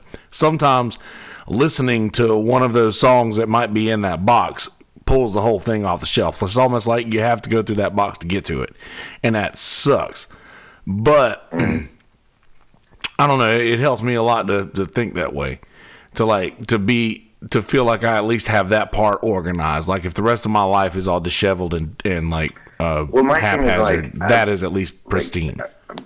Well, yeah, I was just going to say I was, like, guilty of, like, sharing, you know, songs with, like, multiple partners. That sounds, like, really weird. It sounds like, Jesus, like, it doesn't sound like it should be a thing, but, like, if I hand someone, like, a song, like, to a girl, they feel very personal about it. Like, I was like, no, that's our song. And then, like, some songs are just about me, and I'm like, no, I'll hand this to, like, multiple people, because it's not about you. Like, it's about, like, how I feel. So I always feel guilty about that I've handed off, like, a couple songs to, like, a couple different people. Like, I know that sounds weird, but I can't compartmentalize that, because I'm like, I feel guilty. Like, sharing. You know, it's weird. Yeah, I feel... I don't know. I always... Do you make mix CDs for girls? Oh, yeah, for sure. All right, so you make a mix CD and for this girl, and you really like her. Oh, yeah. And you make another mix CD. Are you going to use any of those other songs you use on your mix CD, or are you going to be like, no, I don't? I mean, of course I'll use them. Of course I'll use them. And I don't mean that, like, it opens a whole box in a bad way. I just mean that, like, every single time I open that box, it's like something like any other box you would open. You just get used to the other things in it, and you don't even see them anymore. You know, like whenever just any other box that you've ever had. Like if you go into it regularly, like you just certain things that you go to, you'll only see that thing, and the rest of the stuff will just be stuff like that drawer in your house that's full of junk. But you know the scissors are in there, so you're only looking for the scissors. You don't even see the other stuff. You just see all you see is the scissors when you find them. The other stuff is just stuff. Yeah. Yeah, it kind of makes sense. Yeah. Not to me, but maybe to our listeners. Who's out there, by the way? Is anybody watching? There's a couple people watching. Hey, people watching, you're the best. Yeah, you really are. Dude, I really have just me. adopted this really, really nice base of viewers that's really cool. I just think that this podcast could be good for breakups, because I've been completely honest, and I'll tell you, like, I'm the king of fucking breakups. Like, I just have been through fucking more. I would say, dude, let me tally really quick. Hold on. 7, 1, 8, 9, 10, 11, 12, 13. I would say 13 and a half breakups that I've been through. And some of them me, some of them them, some of them both of us. So was the half a mutual split? What's that? Was the half a mutual split? The half was like this weird, like, she lives here, she's a Baba. And J Baba. We hung out in San Francisco, and I took her to a drag queen bar. She refused to drink because she felt like she was not in control. I was going to bring her to a Hannibal Buress fucking stand-up comedy night in San Francisco, which I already bought the tickets to. But my price went... Hannibal Buress? Hannibal Buress, yeah. Dude, Hannibal Buress is so fucking hilarious. Dude, I got to see him live in a room with like 5 people. Dude, me and Michael Slade, so good. Like, and 2 other guys. It's just Hannibal Buress, like, talking to us. It was so fucking cool. But I bought tickets to go see him in San Francisco, and it was like a sold-out thing, and they were like $70 fucking tickets or whatever, like, to this go. And I was like, all right, you know, I'm going to do this thing. And anyway, we got into a fight, and this girl told her she had a boyfriend at the time, and I wasn't even trying to hit on her or anything. But I was just hanging out with her. But she was like, told her boyfriend that she was staying alone, and all sorts of shit. And I was like, you're staying with me in a hotel room? Like, I just heard you tell your boyfriend you're staying alone. And she was like, what's your fucking problem? She started like yelling at me, and I was like, I'm not gonna like be complicit to you like cheating on your boyfriend or whatever. It was like my mentality.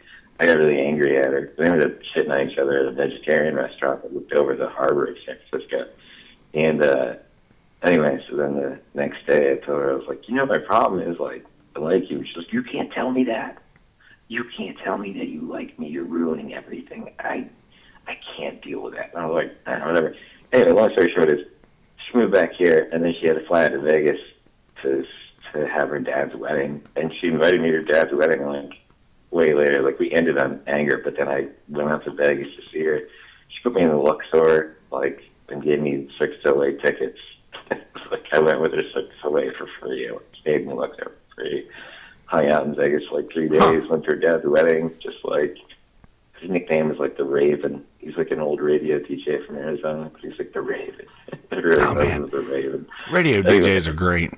Yeah, so I had a great time over there. But then we came back here, we tried to date, and it just didn't work out. Like, when I finally got back home from LA, or when I moved back, and she was still here, and I said, can we just try to work this out? Like, whatever, I like you still, like, whatever. It's weird. Everything's weird how we started, but in San Francisco, then Vegas, but now, like, back in Myrtle Beach, and we really try to, like, make it work for, like, a minute, but, like, she just, I don't know, whatever, wasn't having it, so, I don't know, I wasn't having it either, like, I didn't really, I was like, I could take or lose this, like, get a fucking weird origin story, like, it doesn't add up to, like, true love or some shit, it's, like, all fucked up, so I was like, take it or leave it, and, we both just took it or leave it, like, we just left it, we were just like, whatever, this isn't gonna work, like, whatever.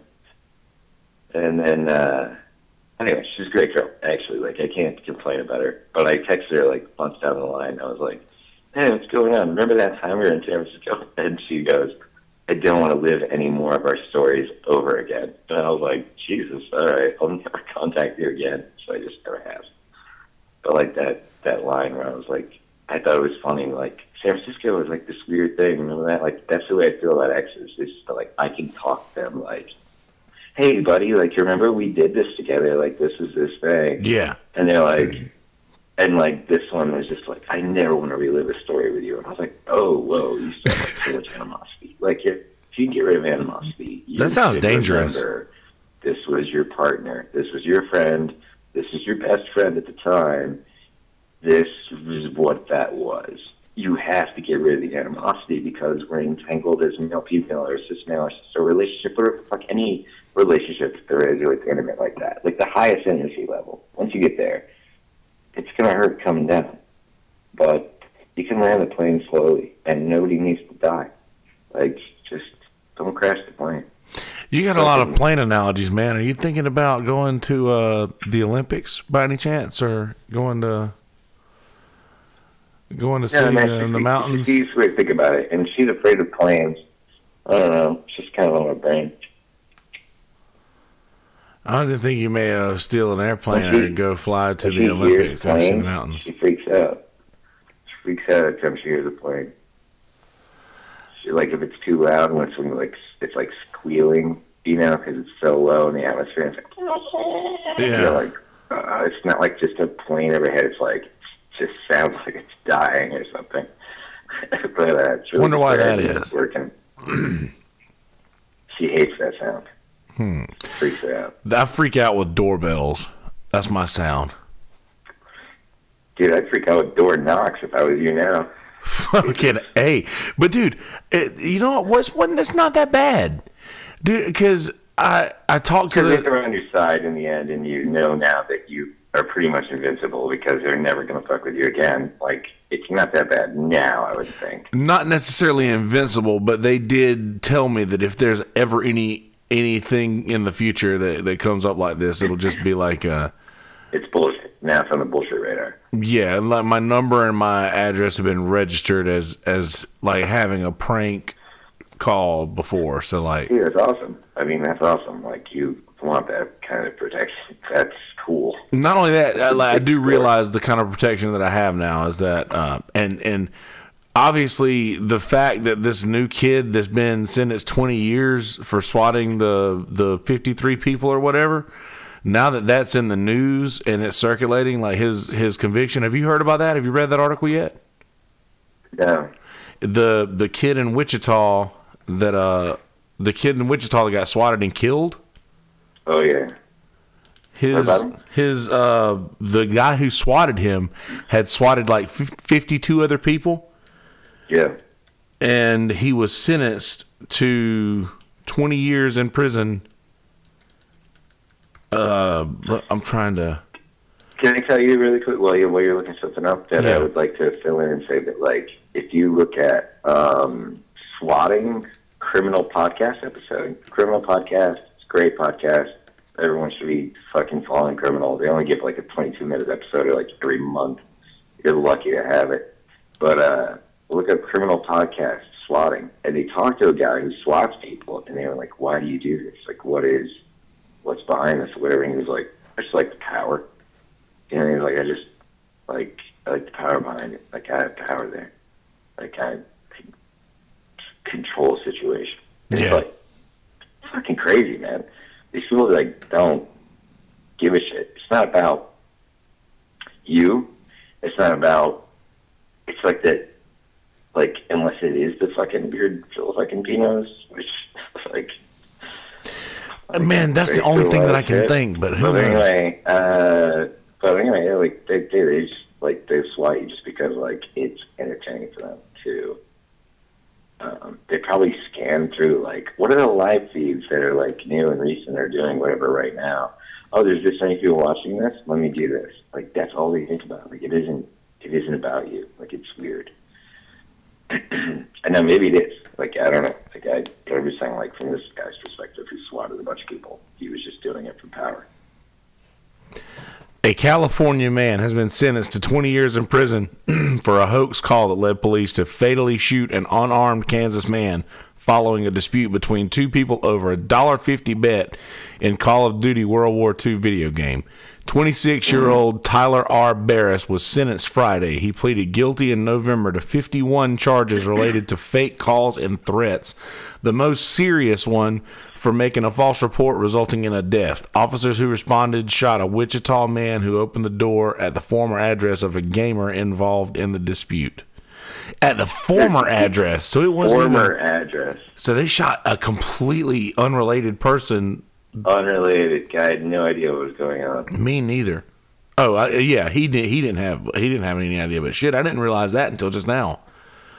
Yeah, prosecutors sought a sentence of 25 years. The defense sought 20. He got 20 years.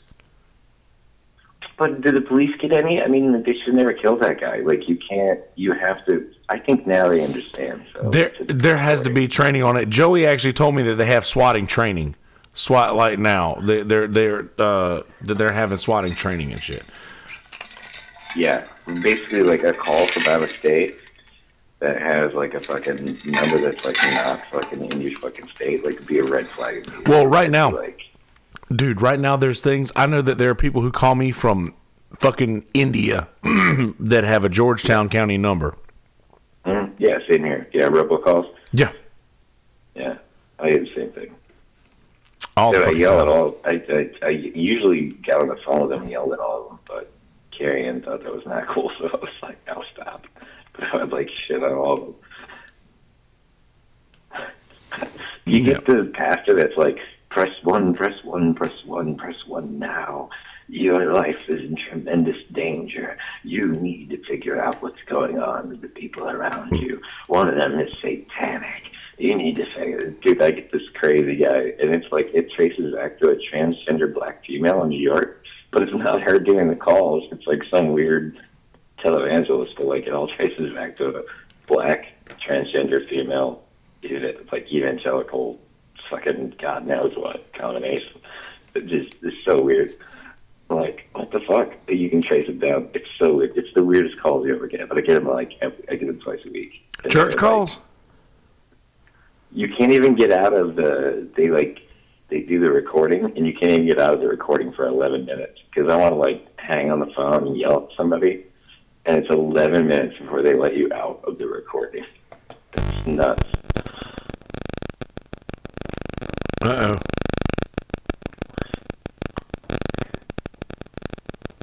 What happened? Did we lose connection here? No. Wow. Hey, I have to have you recreate a song for me, dude. I have a song. I don't want to do it on the air, but I know I could, like, kind of tell it to you, and you would be able to do the... What on earth is that? But I got this fucking song. Oh, got it.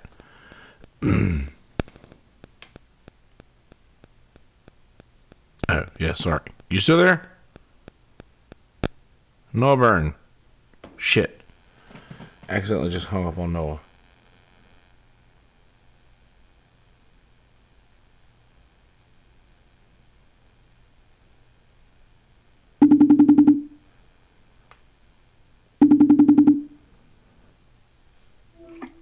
Hello? Sorry, I accidentally hung up on you. And this audio will probably be better. Do you have Wi-Fi there where you're at? No. Well, is FaceTime okay, or do you want to do over the phone again? I don't have FaceTime, so I don't know. Well, no, this is FaceTime we're on right now. It's just audio. Oh. The audio is much better. The audio quality is much better. All right, good. Yeah, I accidentally hung up. I was trying to get the YouTube page up on my phone, but I'm putting my blog. You know, I have a fucking website and a fucking blog now, man.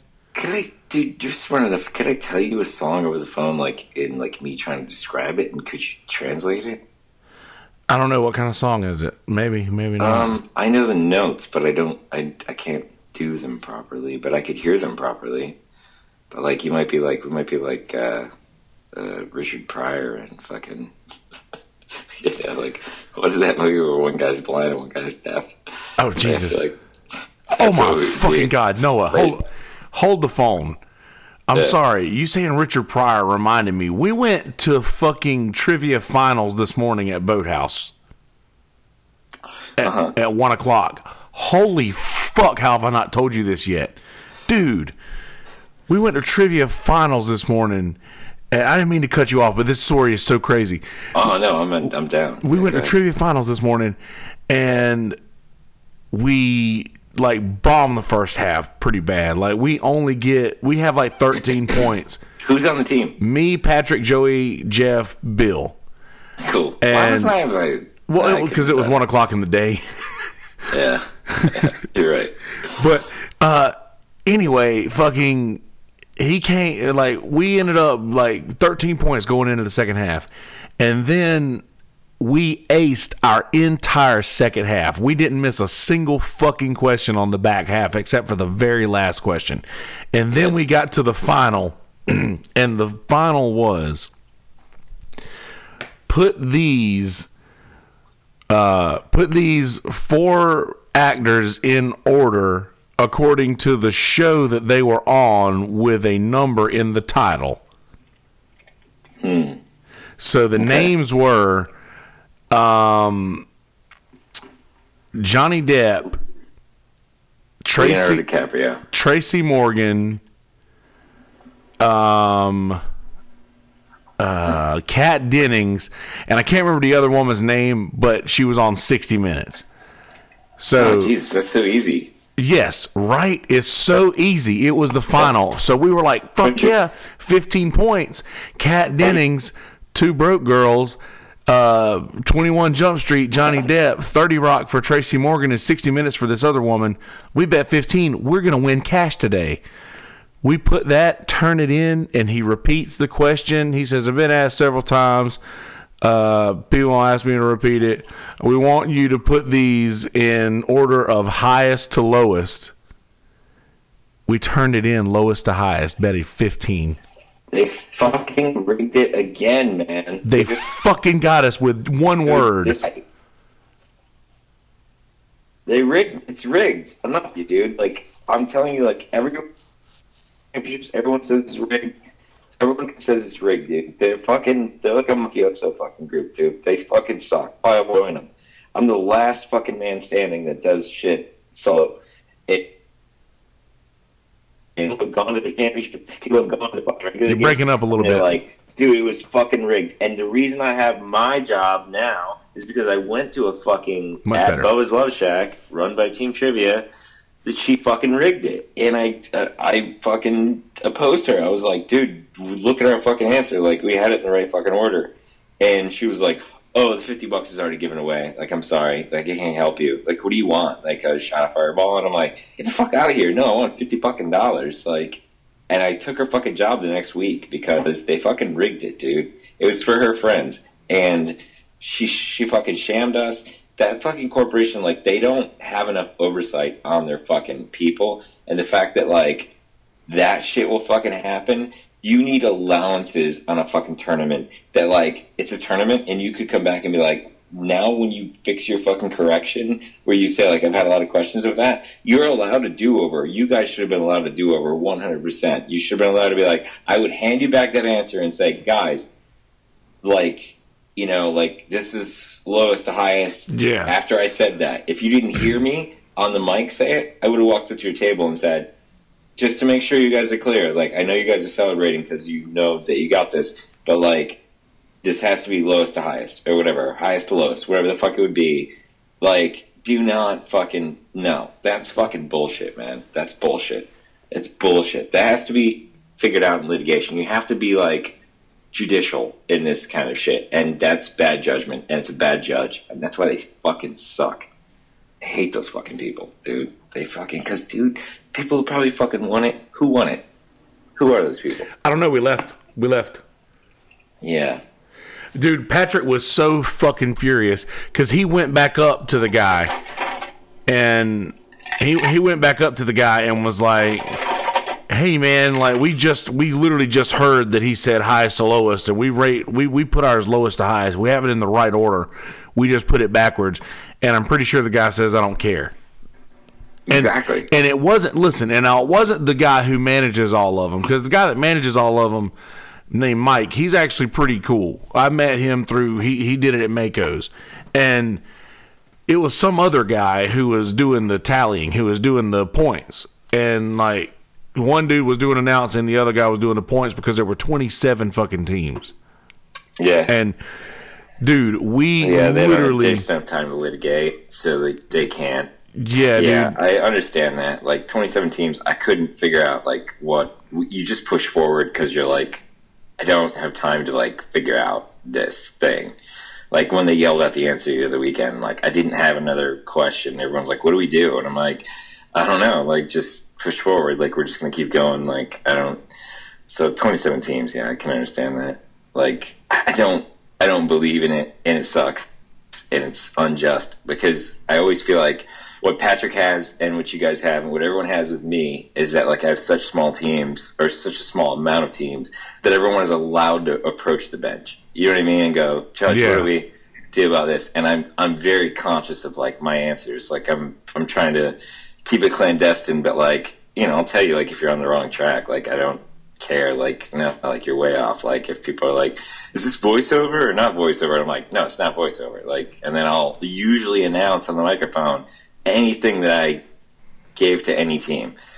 This team asked me this, I told them this, I'll tell you all this. You know, like I'll usually do that. Like that's my fucking standard for practice. And the fact that like if he announced that again because someone else had a problem with it, then you should be allowed to re-answer. I just don't see any reason. And not only that, it's not like we can look at our phones because we left our phones in our cars.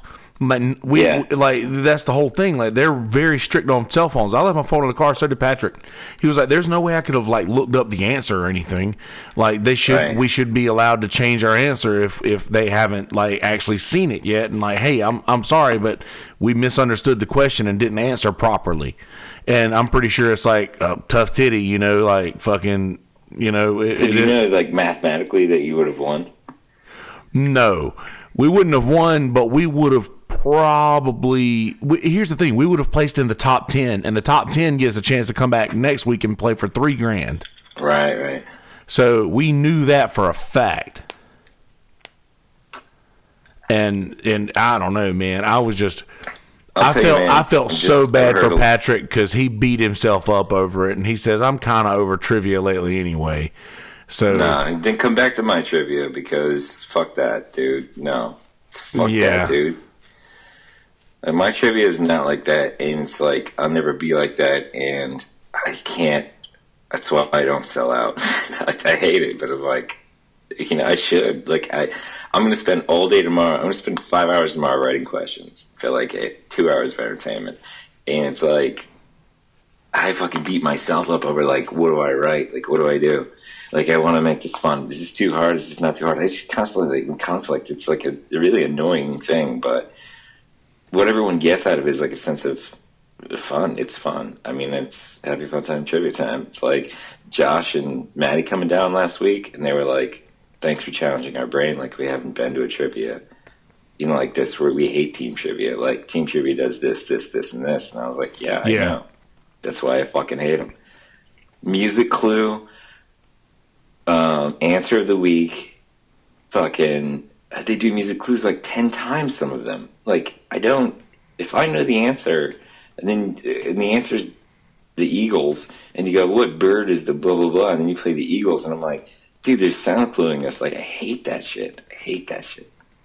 Yeah, you feel dumb too when you don't realize that they're giving you sound tips and then you answer. You do, but doesn't it feel like such a waste of time? Like, doesn't it feel like you just like, you know, what you wanted to do was sit there and like debate with your friends. You didn't want to sit there and go like, of course it's this because blah blah blah. Okay, yeah, and then turn it in. You all sit there and like make small talk.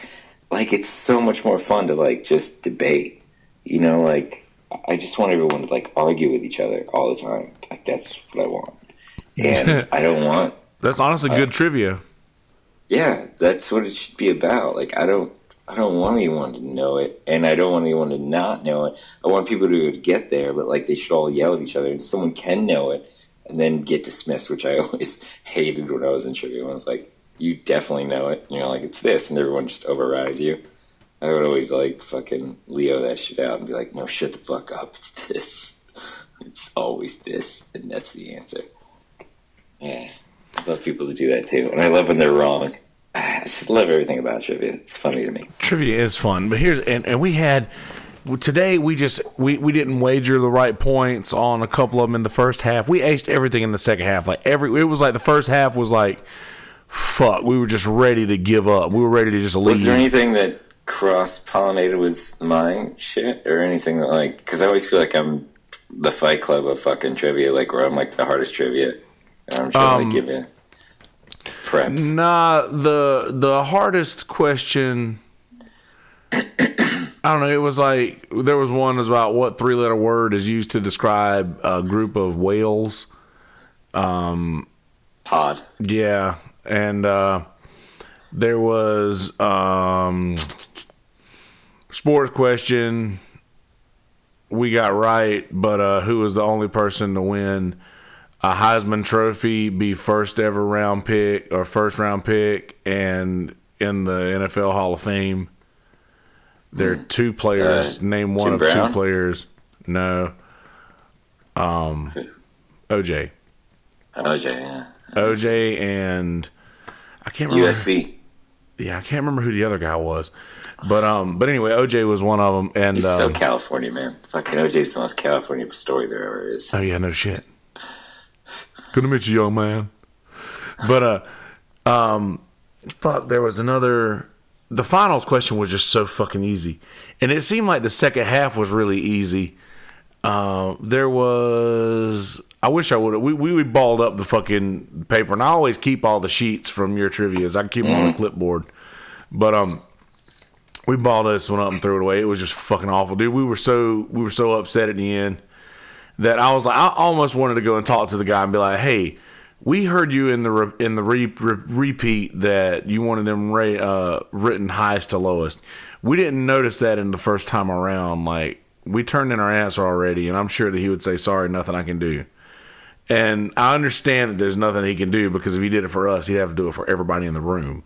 And I understand that, but it's just maddening to know that we were so fucking close, and we had the right order, and we were right there, and we were going to get our ticket back next week, because we were already tied for, like, even if nobody moved, we were going to come back next week. You know what, though? Like, that's, like, also my fault, because I do lowest to highest, and so you guys are, like, trained on that, too, and you're like, oh, we do that. So, like, I always do lowest to highest. They do highest to lowest. They switch it up, actually, but usually they do highest to lowest. So, like, that's also my fault. Like, I don't know. No, that's not your fault. I mean, see, I think that they always do lowest to highest. I'm pretty sure that Seth does lowest to highest. He used to. I'm sure that I think that he does. Did y'all like that YouTube, me going after a booger? Did I get it? I don't have it opened up. I just feel like either way, like, I'm always judicial. Like, I'm like, if it came down to, like, that big of a deal, like the finals, and it's like we didn't hear lowest to highest, like, we just want it back, like, you know, we want to get this shit back, like, can we just please have it back, like, whatever. I'd be like, yes, have it back, figure that out. Like, I've gone to teams before where, like, they don't put a point wager on the final, and I'll say, like, guys, what do you want? Like, I need to come up to the table and be like, what are you looking for in your point wager? Like, what do you want? And they'll be like, 15 or 2 or whatever the fuck it is. And, like, I just go, okay. And, like, I just always feel like I'm just on the side of justice. Like, I just want to be like, I want to make a fair contest, and I don't want someone to get fucked over on regulatory or law, like spelling. Like, sometimes they used to have spelling as being a problem. Yeah. They got rid of spelling. Fuck that. Like, I don't care how people fucking spell it. I know what they're going for. Dude, Gordon writes answers that look like you can barely figure out what the Bro, what's up with him? He's just Gordon, man. He's that guy. Like, I thought that he was on a Bluetooth, man. I thought he was talking to somebody on a Bluetooth. There's no Bluetooth. Man, he's just talking to nobody. He is just talking to literally nobody. Like, is that normal? That's like normal? It's normal for Gordon. I've been dealing with him for like 3 years, man. That's just normal for Gordon. That's just who he is. Huh. He's always fighting somebody. He's always mad at somebody. He's praying to somebody. He'll dance. Dude, I got great videos of him dancing. They're so fucking good. But anyway, but yeah, no, that's just him, man. Like, and I accept him for who he is. I'm like, all right, you know, like whatever. Like, people know him. I don't know. Like, a lot of local people know him, like who he is, and like that he's, you know, he's got a little bit off or whatever in the past few years and whatever. But you just, you know, I give him doers and water, and I just move on with my day. I don't have time to figure out everybody's fucking thing. But the fact that he plays trivia, I was like, damn, you're here? I'm like, what the fuck? And he's like, he writes me answers that are just scribbles. And I'm like, 5 points. That's hilarious. Like, we don't even care. Give Gordon points. Yeah, like, he's good. He'll never be there to the end. Like, he never has stayed to the end. He's never done it. But that one day he was like, you play good music, and that's why I love you. You're playing good music. Everything you do is good. This should be a community. And I was like, it is a community. He's like, all right, good. And I was like, all right. That's like the end of our conversation. Like, okay, cool, man. At least it's not. At least we got rid of the Nazis. I wasn't gonna say it, but no, the Nazis didn't do anything wrong. Have we? I don't think this story has ever aired publicly on air.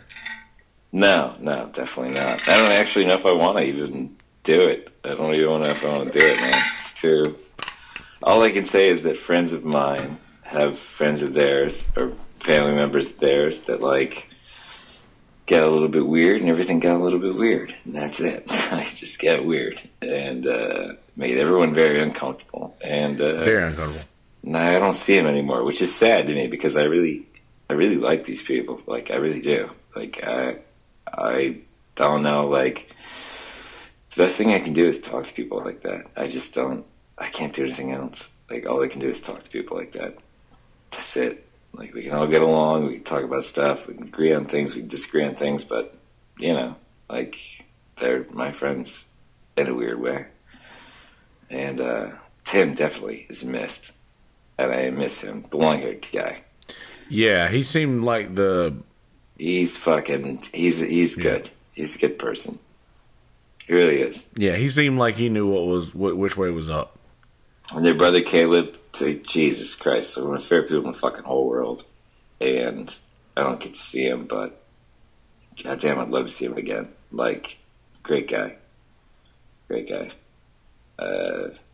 But he wasn't around. You've never seen him in trivia or anything like that, but he's like the older brother. But he's, goddamn, you know, like every Elliott Smith song, like, perfectly. I don't know. They're good people, but it seemed like things just kept getting out of control for a while. And then it got really out of control. And then everyone had to have control. But I don't like what happened to him that night. It was dirty. I don't like any of those fucking guys. These fucking, like, fishermen that don't play trivia, that don't give a shit, don't know these person, don't deal with these people. Like, everyone trying to, like, choke them out and stab them. Like, not stab them, but, like, just fucking grab them and fucking choke them out. Like, guys, like, stop. Yeah, like, I didn't think that needed to happen. Man. When I saw that was happening, I walked outside. Yeah, same here. And, like, I told fucking Tim, him, I was like, they're fucking trying to kill him, dude. Like, he was fucking hitting his carotid, dude. He was putting both thumbs on his carotid. That was happening. Trying to knock him out. That was happening. Like, dude, no, I don't care what you think about this person. Like, they haven't done anything violent. They're just saying things. You can't do that to somebody. You can't go there and try to knock them out with your fucking Vietnam vet skills. Like, I don't give a fuck. Like, you're in the wrong place. Like, this phrase. Yeah. Shitty walk. But anyway, you're in the we wrong are place. not the same. But fuck you, Japanese. You're in the wrong place. That's be wrong. You have to skip your R's and your L's. You come in my shit walk, you get big surprise.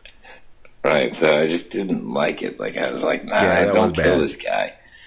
I don't have to do that. Like, let's fucking be fine with it. But, yeah, at the same time, like, the guy deserves some comeuppance, but, like, not to that level. I didn't want him dying or anything. Like, not there. Not on my turf.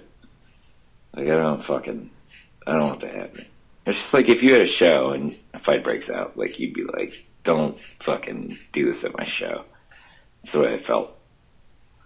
You know, very much like that's my space. And I built this environment. And now my environment is turning against itself. And it's mixing with this other environment. And it's all bad. And I just don't want it. It's just not good. That whole situation was bad. And I felt bad about I felt bad that it happened at Creek Rats. And I don't know. I just felt awful about that kind of mindset still being in the world personally. Like, I don't know. But you have to understand that, like, the person in question was probably not maybe they were espousing their personal beliefs, but at like a manic level. Like, it didn't make sense on a regular level. He could believe in all those things and very privately just agree to all those things. But the way he skipped around the room, the way he was just like treating it like French theater, like, it was so bizarre. Like, he went up to every table, was like, do you speak French? Do you speak Spanish, my dear? Oh, you don't. There's somebody, you don't even know what that means. Okay, over here, my friend. Do you even have an understanding of it? Like, he took that place like theater. He took it like theater. And that was to me the most jarring aspect of the whole thing, is that, like, not like he espoused some beliefs. He took control of your room. He took control of the room completely. I could do nothing. I mean, he really ran the fucking room. And goddamn, like, that's like, I mean, it's respectable in a sense, like, in some sort of weird, like, dude, if you were, like, joking, if this was a bit, this would be amazing. Like, you're, like, the best comedian ever. Like, I would give him, like, credit to be like, that was fucking awesome. Like, I would love that. Like, in any Kaufman bit, or like a bit, you know? It felt like a bit. It just didn't feel real. And when Patrick freaked out, then, like, it felt real. Like, all of a sudden Patrick freaked out, and then I was like, okay, now this is a real thing. Because I kind of thought, like, you know, he was just doing a bit, and it's just like, he's running around the room just, like, telling everyone, do you want to speak Spanish? Do you want to do whatever? And he's just, like, leaning on things and doing things very, like, just like a play. Just getting like a play, in people's personal space. He was getting in people's personal space. Like, and I know that's a millennial thing to say, but yeah, you know, and he sees the room as if such, and so I have some sort of weird, like, credit given credit's due. Like, that was fucking, you know, that was a good show. That really was fucking weird.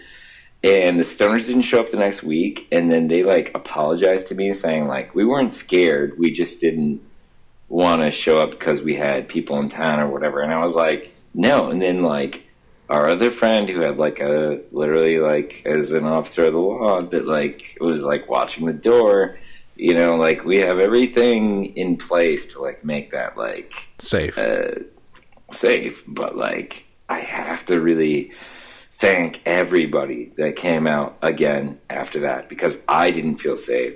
I really didn't. And that's when Alicia hosted. And it was like my comeback, because I really couldn't. Like, I really couldn't do it, man. I couldn't do it again.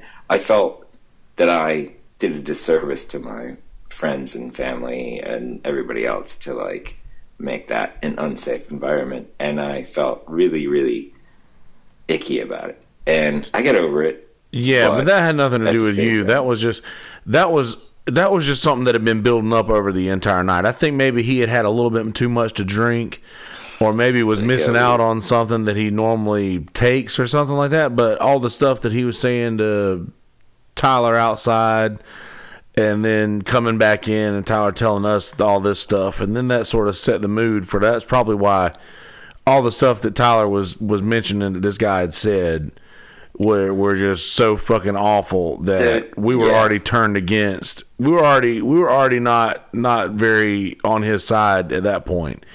And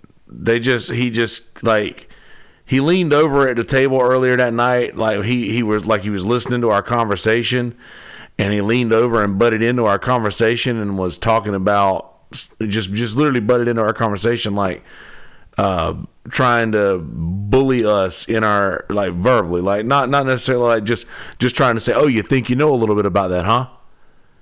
And I was like, yeah, no, nothing. You're right. I don't know anything about that. And then my best. Yeah, sorry, go ahead. You know, then all the other shit went down at the end. Like couple minutes later, that's when he ends up fucking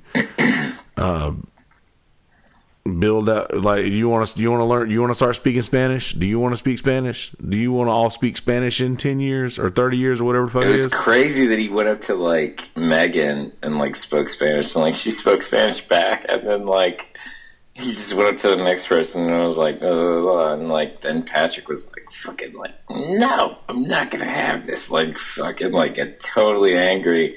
And Patrick had a fucking right. I mean, someone had to call the fucking... Patrick said what all of us were thinking.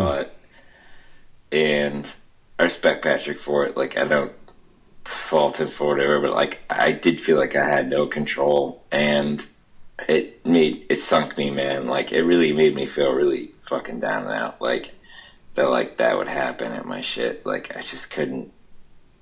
I don't know, man. Like, I don't know if I'm still actually... haven't come back from that. Like, I don't know if I still haven't. Like, maybe next year. But, like, I still don't. And, like, I know that, like, my trivia guests, like you guys and everybody else, like, love to see the, when I go off the fucking rails. Like, when I just am improvising or, like, whatever the fuck else. Like, the guys that came in and yelled the answer. Like, I saw you turn... and we're like, you don't say the answer to the question. Yeah. I was like, damn, Kelsey just really, like, kicked in right now. Like, I saw you turn to those guys and be like, you do not do that. Do not call the answers. And I was like, damn. And I saw you turn over and I was like, damn, dude. So, like, shitting on those guys was so much fun. What are they going to do? Whoop, like, my ass? Yeah. It's just a blast. It's a blast, man. It really is. It's like the end of my season. I'm done. It's like my last week or 2 weeks. Like, I don't give a shit. Like, I've seen senioritis. Like, I'm just gonna make it, like, fucking awful for everybody. Like, I don't care. But I didn't intend for the other one to happen. Like, that wasn't. Usually, I like those guys were being a bunch of fucking dicks, though. And it was just like, damn. No control, man. You're absolutely correct. It actually wasn't. Control. It was actually just the one. One guy was just really loud at the table, and the other guys were just laughing at him. And the one guy at the table was actually trying to say, hey, man, you know, you're kind of interrupting something that these guys do around here. And I actually heard him trying to, like, talk reason to this guy. Right. But the Asian guy was very on place. He was trying to calm everyone down. But the guy that got me was the guy that said, he goes, lay off him. Like, we're done. And I was like, all right. And the next question that I asked, like, they fucking blew up in a bunch of fucking laughs. And I was like, I'm going to shit on them again. Like, I don't care. Like, you guys, fuck you. Like, I was done when the guy told me to lay off. He goes, lay off. He made one mistake. And I was like, okay. Like, all right, I'm done. I'll stop shitting on him. Like, I don't give a shit. They had it coming, man. Next question I asked, the guy went again, and I was like, all right, now fuck you. Like, you suck. Like, fuck those guys, man. They're here for fucking 1 month a year. Like, they love being ribbed. That's why Dick's Last Resort, like, made a business. Like, it's just like, fucking shit on them. They fucking love it. They eat it up. Even if they bitch or whatever, they're having more fun that they're, like, called out. Like, we didn't get beat up that night, but we really made that bar, like, mad at all of us. They love it. Yeah. You know what I mean? Like, that's the feeling of, like, getting away with something. They fucking love it. I fucking rib them on purpose. Bikers, too, man. Like, fuck them. Like, it's just, they get it. They're in our town. If we shit on them and laugh about it, they laugh about it. Yeah. Doesn't fucking matter. Yeah, they don't give a shit unless you just be sure to not ask any like NASCAR questions when they're in town. You remember that time the dude yelled Richard Petty? No. I remember just about every time anybody's yelled something out. Yeah, at trivia? Yeah. It's fucking annoying. Man, it makes me so mad because, like, I know it is because it's usually something that I know and that everybody else knows, but trivia teams work with, like, oh, he wouldn't ask a question that would have that simple of an answer. Like, it would be somebody else. Like, he doesn't ask easy questions. But it would be, like, one that we know the answer to, but everybody in the room might not. But now they definitely fucking do. Right, like, everyone's second-guessing. Like, I don't know. It could be that. It's the only name I know. I don't know. And you're like, no, you're useless. I can't help you. It's this. Yeah. I don't know. I get a little pissed off about that. I don't know. I enjoy trivia. That's one of the few things in life that I actually fucking enjoy.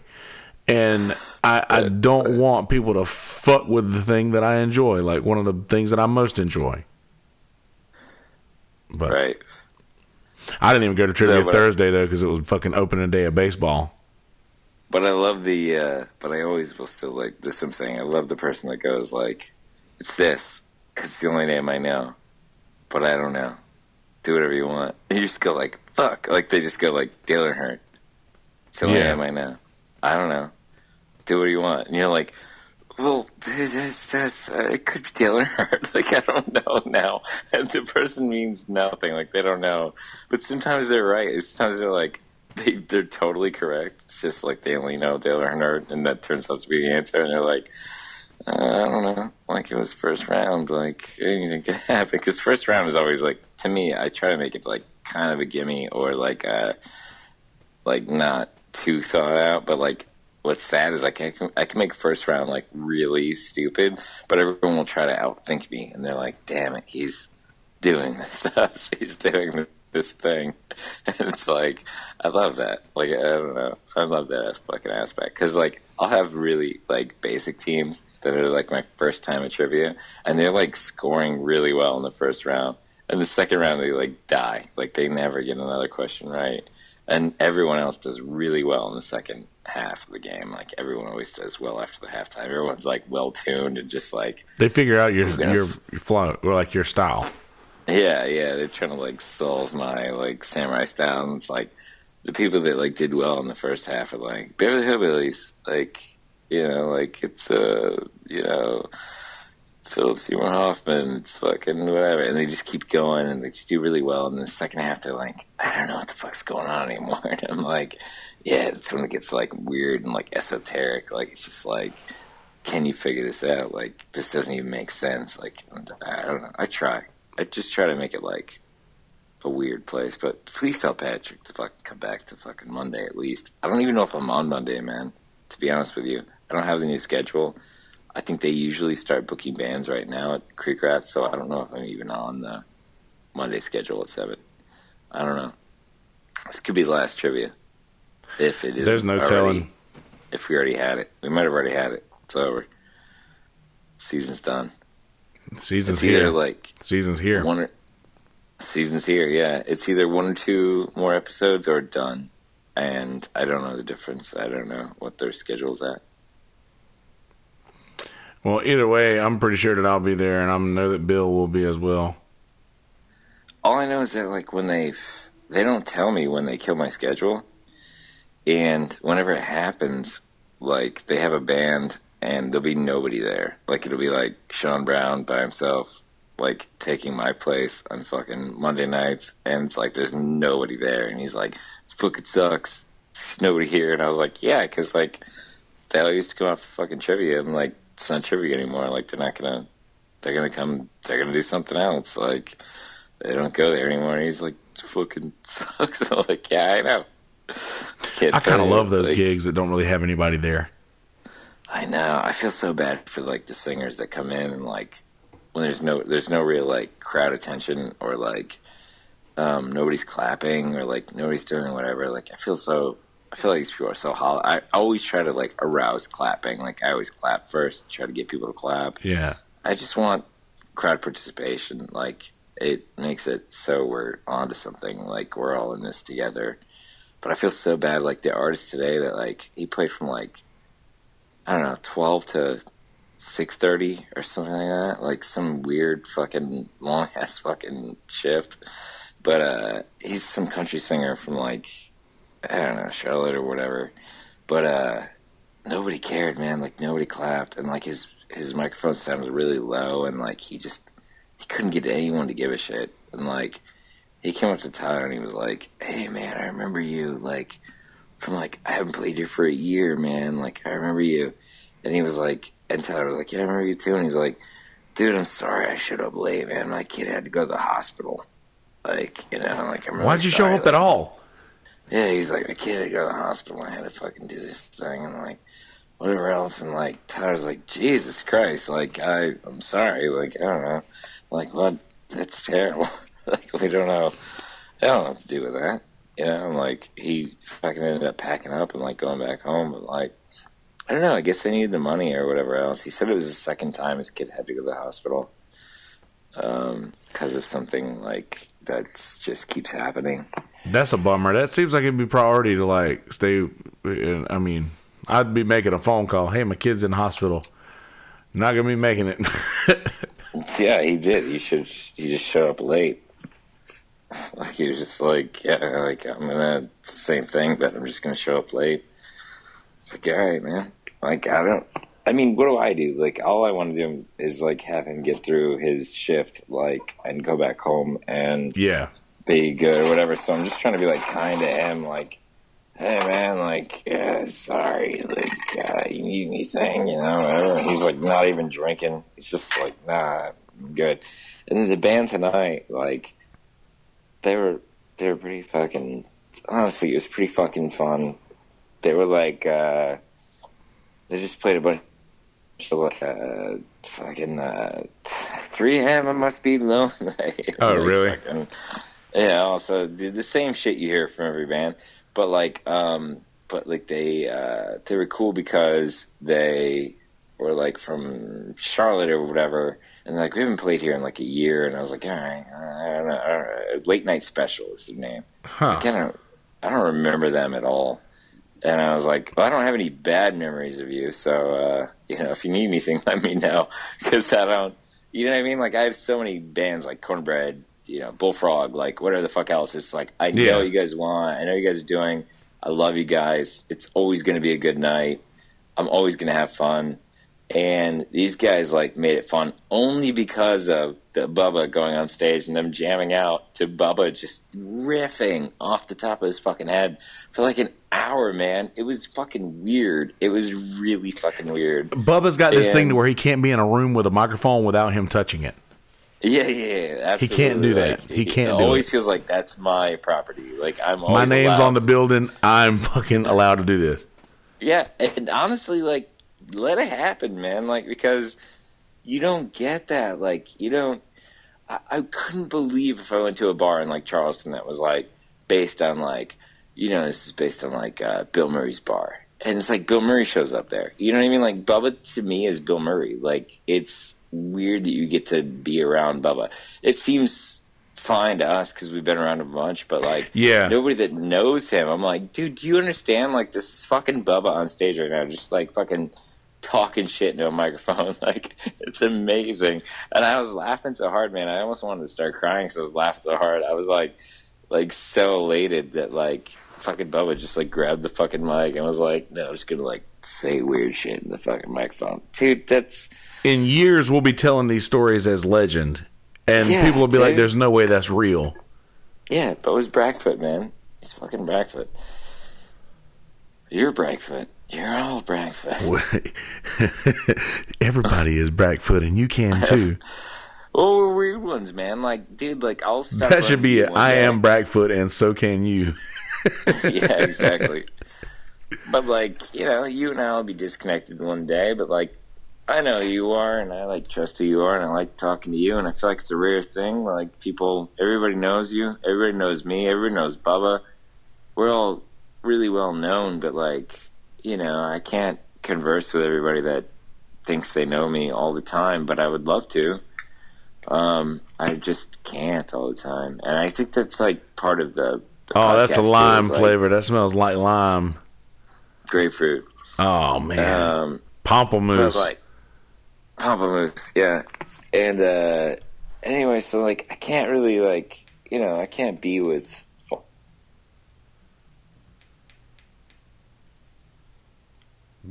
guests that like it allows people to like be connected to you, and you know, like just we can't do it for everybody that we have to run into.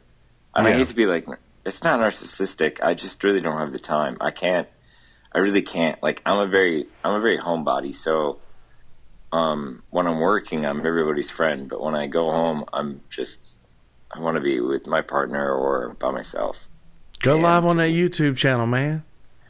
Yeah, I know. I probably should. Do that. I'm serious, man. Bro, 100%.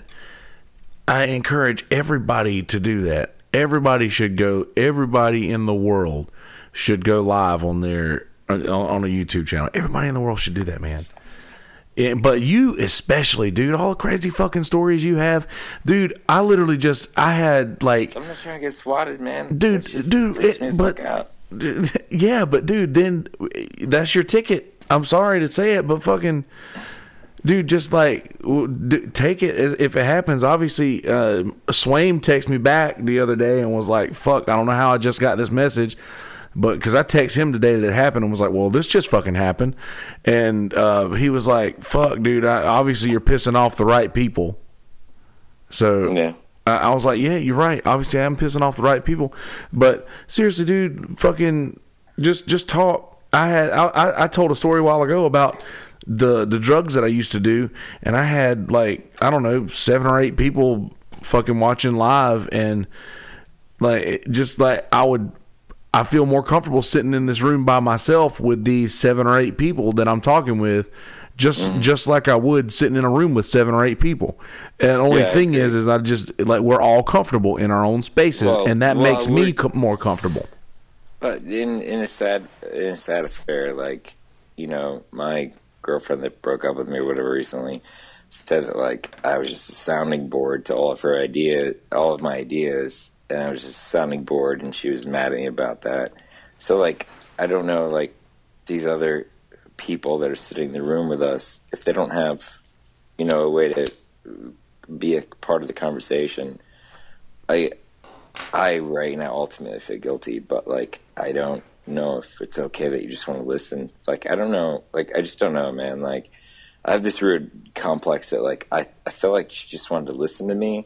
She didn't talk a lot, but in the end, she just was like, "You just using me as a sounding board," and I was like, "Damn, you know, I might be guilty of that because I do like to talk, and I do have ideas. Maybe that could be useful to people that just want to listen. Maybe that could be, you know." No, like, you do like to talk, but whenever you hear that somebody else has something to say, you never really try to not let them say that. I don't think, or at least you don't do that to me. Like if I say something, you like try to make sure that I get to finish my thought or whatever. Yeah. Well, absolutely. She didn't have a lot of thoughts, so it just always sounded like me talking. So that's why I was kind of convoluted. Like it wasn't like she wanted to express herself at all. Like I would say something, and she'd be like, "Okay," I'm like, "All right, well, I thought I had something to say." Like I'd be like, the Mueller investigation says Donald Trump had no collusion. She'd be like, all right. Like, all right, well. Here's the thing. It's crazy, right? Like, isn't that crazy? And she's just like, yeah, it's crazy. I was talking to somebody that we both know, and they were talking about AOC, the Ocasio-Cortez. Ocasio-Cortez, yeah. And they were talking about her and just like talking about how stupid she is. And they just kept saying stuff like this. And then they made a reference to Fox News being on television and be like, you would never see that anywhere else, you know. And I enjoy watching this channel because it has, you know, most other things lean extremely left. This is the only one that leans a little right. And he's like, I lean a little right, you know, and just carrying on this conversation like that and talking about just about the collusion thing. But he made this point, and it's somebody whose opinion that we both would respect, said that we thought that like being it, like having all the charges expunged or whatever meant that there was no guilt. Like there, and it seems like now everybody's asking for, well, what else is there now? It's like that this didn't work. They're almost pulling for something to be wrong, which is like you want something negative to happen in our country, and the whole time, yeah, you want something negative to happen in our country. Like you don't understand that like this is awful. We don't need. Do you know, like, this is the sickest thing about this whole fucking thing is that like if you wanted derision in a country, if you wanted to divide a country, you would have them convinced that some other country had influence and divided you, and you're just based on, are you with these people or not with these people? Are you with me or are you not? Yeah. And that's what they did. So now we know Trump doesn't have any Russian collusion, but Russian collusion has damaged this country's image. It's damaged us. It's damaged us politically. We're really divided.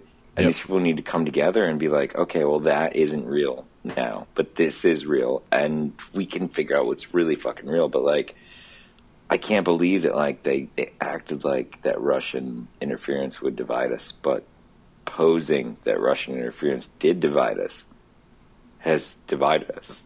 So they succeed no matter what. Like, we don't seem to understand propaganda at all. They don't seem to understand how that works. If now you have a country that's like totally polarized and you blame it on another country, that country wins regardless if it was the president that was assimilated or the public. Yeah, absolutely. That was assimilated. It doesn't matter now. We all hate each other. It's like, it's nuts. It's totally nuts. Like it won no matter what. Like if they want to act like it didn't win, it won. And oh, absolutely it did. But it wasn't really the Russians. Like it's not really that. Like it never was. All it had to be was just they had to give you somewhere to look and somebody secretive enough to where you couldn't confirm or deny it. Yeah. And that's exactly what Putin is. He's not going to confirm or deny anything because he's fucking Putin. He didn't have to. Do you know Putin was the fucking head of the KGB? Yeah. He was the fucking head of the KGB before he became president. It's like saying, like, you know, head of the CIA becomes president. All right. Well, like, I really don't know what's going on anymore. Like, ex-heads of the CIA said, like, we'll know what we're doing with our disinformation campaign when the public doesn't know what to believe is true or not true. Like, that's the CIA. That's a quote from the CIA. Like, that's where we're at now. And that's from, like, fucking 1970s. Like, that's where we're at now. Like, we don't know what's true or not true. Everyone just agrees that everything is true or untrue. Nobody's, like, it's really weird. Like, I've never been in a society where people just consistently agree that we don't know if that's true or not true. Everybody says that. They get like, well, I don't know if that's true. Like, I don't know if that's true. It's whatever. And, like, everybody just gives up. Like, it's just like, well, we don't know if that's true. It's like, fuck, man. Like, what the fuck do I do with that? Like, what do I do with that? I can't deal with people day to day. They're like, we don't know what's true and what's not true. And it's like, I don't know if they're wrong or right. But like, I don't know if I'm right or wrong. I don't know anything. We're all left in the fucking dark. It's so dark because it's disinformation. It's tons of disinformation. All of us are dealt with tons of disinformation, and we cannot agree to a consensus. Like we have bias, so like well, there's too many things to choose from. There's too many different sides to choose from. There's too many different sides of the same opinion. When it was just the facts, it was easier to make your own opinions about things. But now that there's opinions in the news, there's no need for other people to make their opinions. Instead, they just adopt the ones that they see on the channel they like. Yeah, exactly. So there's this bias where it's like I say like that news article makes sense to me because I already think this way. I already think Bill Clinton's a pedophile. So if you tell me there's an article about Bill Clinton being a pedophile, I'd be like, yeah, dude, totally. Like he's compromised. Or about like, Joe Biden being creepy with girls. Of course, like you can watch those videos. Like you can watch the videos of Joe Biden with the congressional swearing in, and just fucking watch them. You don't need anything else. This is fucking set in stone. I'm sorry, Joe Biden's a fucking creep. Couldn't write this. Dude, you can't unsee those videos once you see them. I'm sorry, but they all exist, and they're all there, and it's done. Joe Biden should never be brought up in a conversation of, like, who could do whatever, because these videos can be passed along so fast that, like, everyone's head will fucking spin, because it's gross to everybody who looks at it, but nobody's fucking looking at it. But anyway, Joe Biden, congressional swearing, and girls fucking molestation, fucking whatever, fucking Google it. Like, it's all there for our viewers at home. Yeah, just the way that he just the way that he touched those girls and messed with their hair. Dude, the one girl like freaks out and like lashes out, like leaves him and like turns on him, like don't touch me, because he went after her nipple. It's fucking disgusting, man. Dude, I'm not kidding. Like, yeah, this is fucking gross shit. It's all there, and it was on C-SPAN. It's like fucking gross shit on C-SPAN. Like, get out of here. Fucking A. Dude. People are getting exposed, man. The truth is going to come out. But Biden can't run. You know, it'll come down to like fucking Donald Trump running again, and then he's probably going to fucking win. Well, here's the thing. If he can pull off decriminalizing marijuana federally, he won't. He's not interested in it. But if he could pull that off, that would get him reelected, no matter what. You know what? Actually, dude, you're completely correct, because the person who was most against it was Jeff Sessions. He fired Sessions. He fired Jeff Sessions, dude, Yeah, and he's the person that's most against it. I think that's his ace in the hole for 2020, dude. Like, I think that he's just going to sneak right up at the very end and just decriminalize pot federally, and then he's going to get everybody's fucking vote. That's what he's going to do. Oh, that's genius. That's great. I'll fucking put that on record right now. That? Can we put that? Is it a Vegas bet? Can we put that in? Can we lay that over somebody? I know there's a Game of Thrones Vegas bet. Adam Justice, call me. Can anybody? Yeah. Adam, tell us how do we bet? How do we bet on Donald Trump? That's exactly what he's going to do. Who do you think the Democratic candidate's going to be, though? My money's on Tulsi Gabbard. Tulsi Gabbard or Beto or Oprah. Oprah, dude. There's a fucking. I wonder what Oprah would do. I've actually said before that I thought that Oprah would run with Michelle Obama. But Bernie will run. Bernie's going to get a bunch of steam, and then he's going to detract from the party, and they won't know what to do, and they will not figure out which one is the most socialistic candidate. When they Bernie will get burned again because he's Bernie. Get burned again. Yeah, he's social. He's socialist. Like, he doesn't. He is, like, and I don't have a problem with that. I don't have a problem with socialism, like, or any of capitalism. I don't have a problem with all this shit, and, like, in different measures. Like, it all should be prescribed like pills. Like, just 30 milligrams of socialism, 10 milligrams of fucking capitalism, fucking, 15 milligrams of narcissism, whatever the fuck else. But yeah, and I don't know, man. I believe that Beto might gain a little steam in the beginning. If he used his real name, But what's his real name? I don't know his real name, but I know that it's not Beto O'Rourke. Oh, it's a weird name. I don't think it is anyway. But yeah, I don't know who it could be. But seriously though, and Jussie Smollett. Jussie Smollett. Dude, we should Dude, Sunset should have covered Jussie Smollett, whatever the fuck.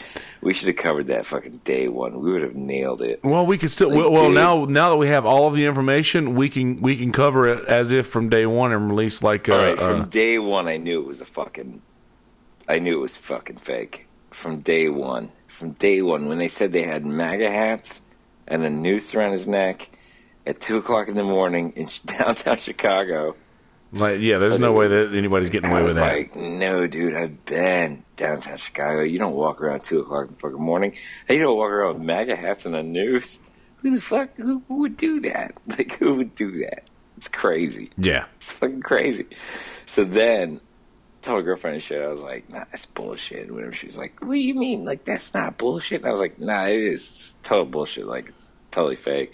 I just felt like it was totally fucking fake. Yeah. And then like it was like 2 days later, whatever, 3 days later, whatever. I don't fucking remember. It took like seemed forever, but they were like, "Nah, that was bullshit. Like it's these two black actors from the show, whatever." And I'm like, "What the fuck is this?" Like I couldn't even understand it. I was like, "Damn, that's even like hardcore, more hardcore than I thought it was." Yeah. Like I knew it. I smelled a rat, but I didn't expect it to be this big of a rat. But everything's good to go now. Everything's all good. He's just got to pay a giant fine to the city.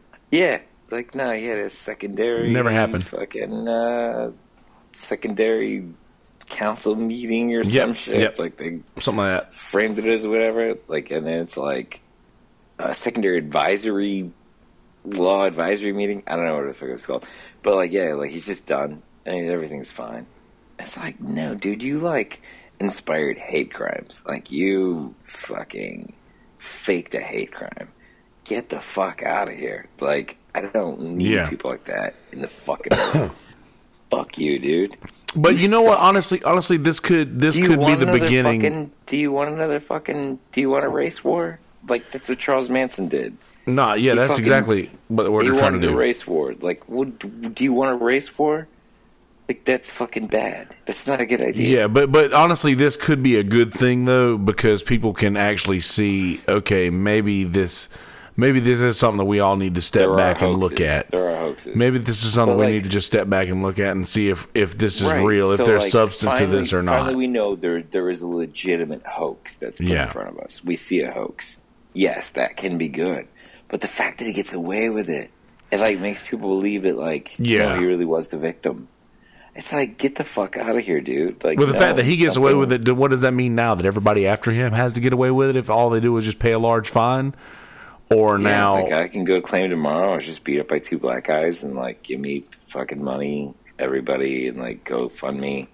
Let me get some money. I don't know so much about that, but I'm just saying... In the end, they go, like, you were never beat up by black guys. And I was like, I know, but I mean, like, I needed some money. You know, the thing I compared it to is Susan Smith. Susan Smith that killed her kids, ran her fucking car into the water with two babies in the back. Yeah, and said a black guy hijacked her car. It started like a fucking trend on news media where everything was like a black guy hijacks car, kills babies, and it was like fucking terrible for fucking black people. Like it did not. It really is help anything. And she used it just because she knew that the media would be interested in race baiting. Yep. And so like. Then now it happens, and I'm like, dude, no, just stop. Like, please. Like, I want the tension of the world to stop. I don't want it to be perpetuated. And this person lied. Smollett fucking lied. And he perpetuated tension and violence. And there's no reason for it. Like, just please leave us alone. I don't care that I'm with a black guy or an Indian guy or a Pakistani guy or a fucking girl in the same fucking whatevers. I just want to fucking like get through day to day. That's all I want to do. And I don't care. If you're on my team, you're on my team. If you're not on my team, you're not on my team. I don't give a shit. Like, about your fucking gender or race. Like, I don't give a shit. But why push this on us constantly? They keep pushing it, dude. And I'm tired of it. Like, I'm just like, stop pushing us. And then someone realized, like, they're pushing it so hard, I can exploit this. And they did it. And that's fucking Smollett, man. He was the guy who figured out that, like, it's pushed so hard that I'll take advantage of it. And I'll get it fucking whatever. To take something and just make it, Like I need something from this. I need to gain something from this. People are just so people are just so starved for attention. Well, I don't know what it was that he was trying to accomplish. Is maybe because people would vote for him to win some sort of award out of pity, or something. I don't know what he was. He was trying to get. Apparently, he was trying to get a higher paycheck at. What's his name? The show that he's Empire. on. So apparently Empire. he was trying to make it look like he was worth more by being someone that would be attacked. Well connected to like the DNC, Kamala Harris, and like really Emmanuel, and like he's really well connected to like Kamala Harris. You can look. You think that might be? You think that might be some of the reason why he got off? Fuck yeah, dude! Are you kidding me? Like, dude, Chicago. It's fucking Rahm Emanuel. Like, this is ex-Barack Obama guy. Like, he's fucking like. Angry about it, but they let him off. But he's like saying he's pissed, but like they let him off. Like it's all this shit. Dude, Chicago is like totally rigged for Obama type people. And Kamala Harris is like coming from that area too, or is at least protecting that area. You mean like Obama's former cabinet and such? Yeah, like it's all nasty, man. But like Chicago's like they're the gangsters, dude. It's always been gangsters. It's always been gangsters in Chicago. If you hear anything coming from Chicago, you should be like instantly like, triggered to be like. Gangsters. It's always been that way. That's Al Capone territory, dude. Like it's always been fucking gangsters. The Bears. Yeah, the Bears, the Cubs. Yeah. Well, they don't have the power anymore, but they had a lot of money back in the day. Yeah, they don't have it anymore. Chicago's nothing now. Second City, fucking all Saturday Night Live. I don't know, man. Second City. I've heard. Second City is actually where Nick Offerman started. He helped build sets there. Yeah, Bill Murray came from there. Everyone came from fucking Second. Dan Aykroyd. Everybody came from Second City. Dan Aykroyd. Well, fucking bass. It's gotten to the point where I'm making voices, so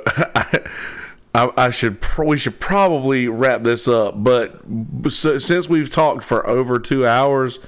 And I've got that part recorded. You want to give a literal 5-minute, hey, Sunset Grill, blah, blah, blah. Yeah, let's do that. Real quick. Go ahead and off the cuff. 3. Hey, Sunset Grill. Okay. Sunset Grill has been abandoned and demolished. Everyone lost their jobs. No one's there anymore. And we're not allowed to hang out on the territory. So if you guys want to hear the Sunset Grill, you need to go to MI Stuff, which is MI Stuff at what? How do I find that?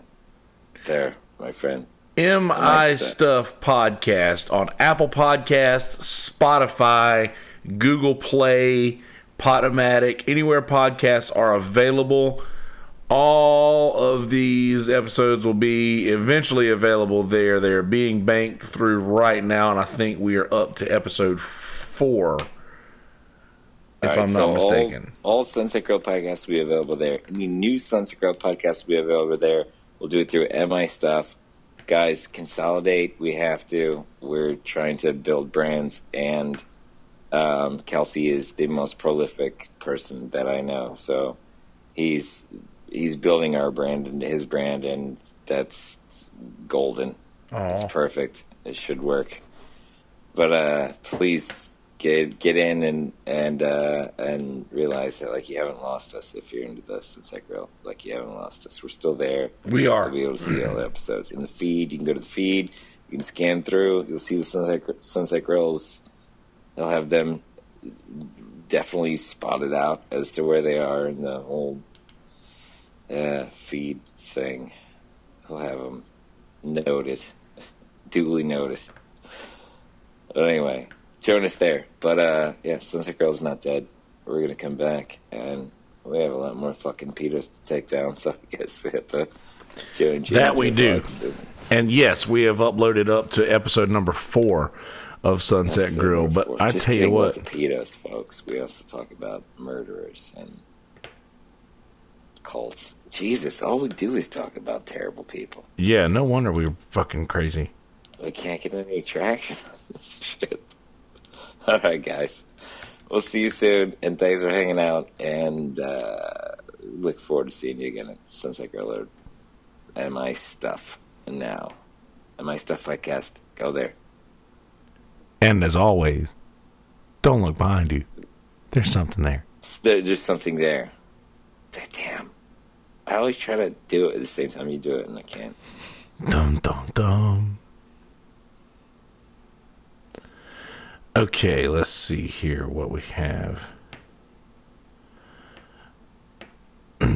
I'm trying to find episode number 5. Let's see if I have that here. Number 5? No, I guess not.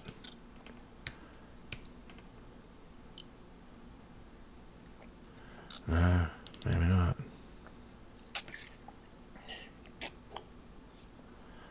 No, maybe not.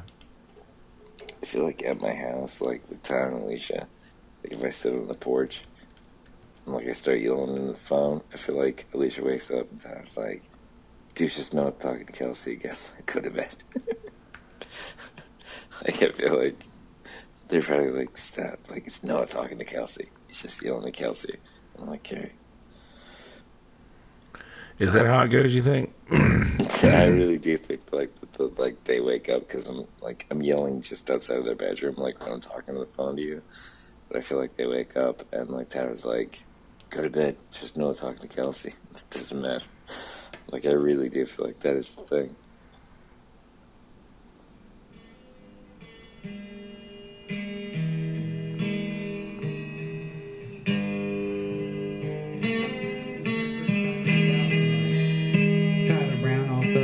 Records. Oh, there's Michael Swaim's voice. Is that because there's a big vintage movement in the South, or you guys are just getting that technology now? Yeah, it's just okay. That's the one we're gonna use. Yes, do this upload, Mike's. Yep, that's episode number. That's a great episode. Yeah, it is. Yeah, it was a lot of fun. He's so fucking witty. I love him. I feel like his speed. He's so fast. He really is so fast. Like over time, like I'm like I fucking hate you, Mike, but like I love him to death. But like I'm like, damn you.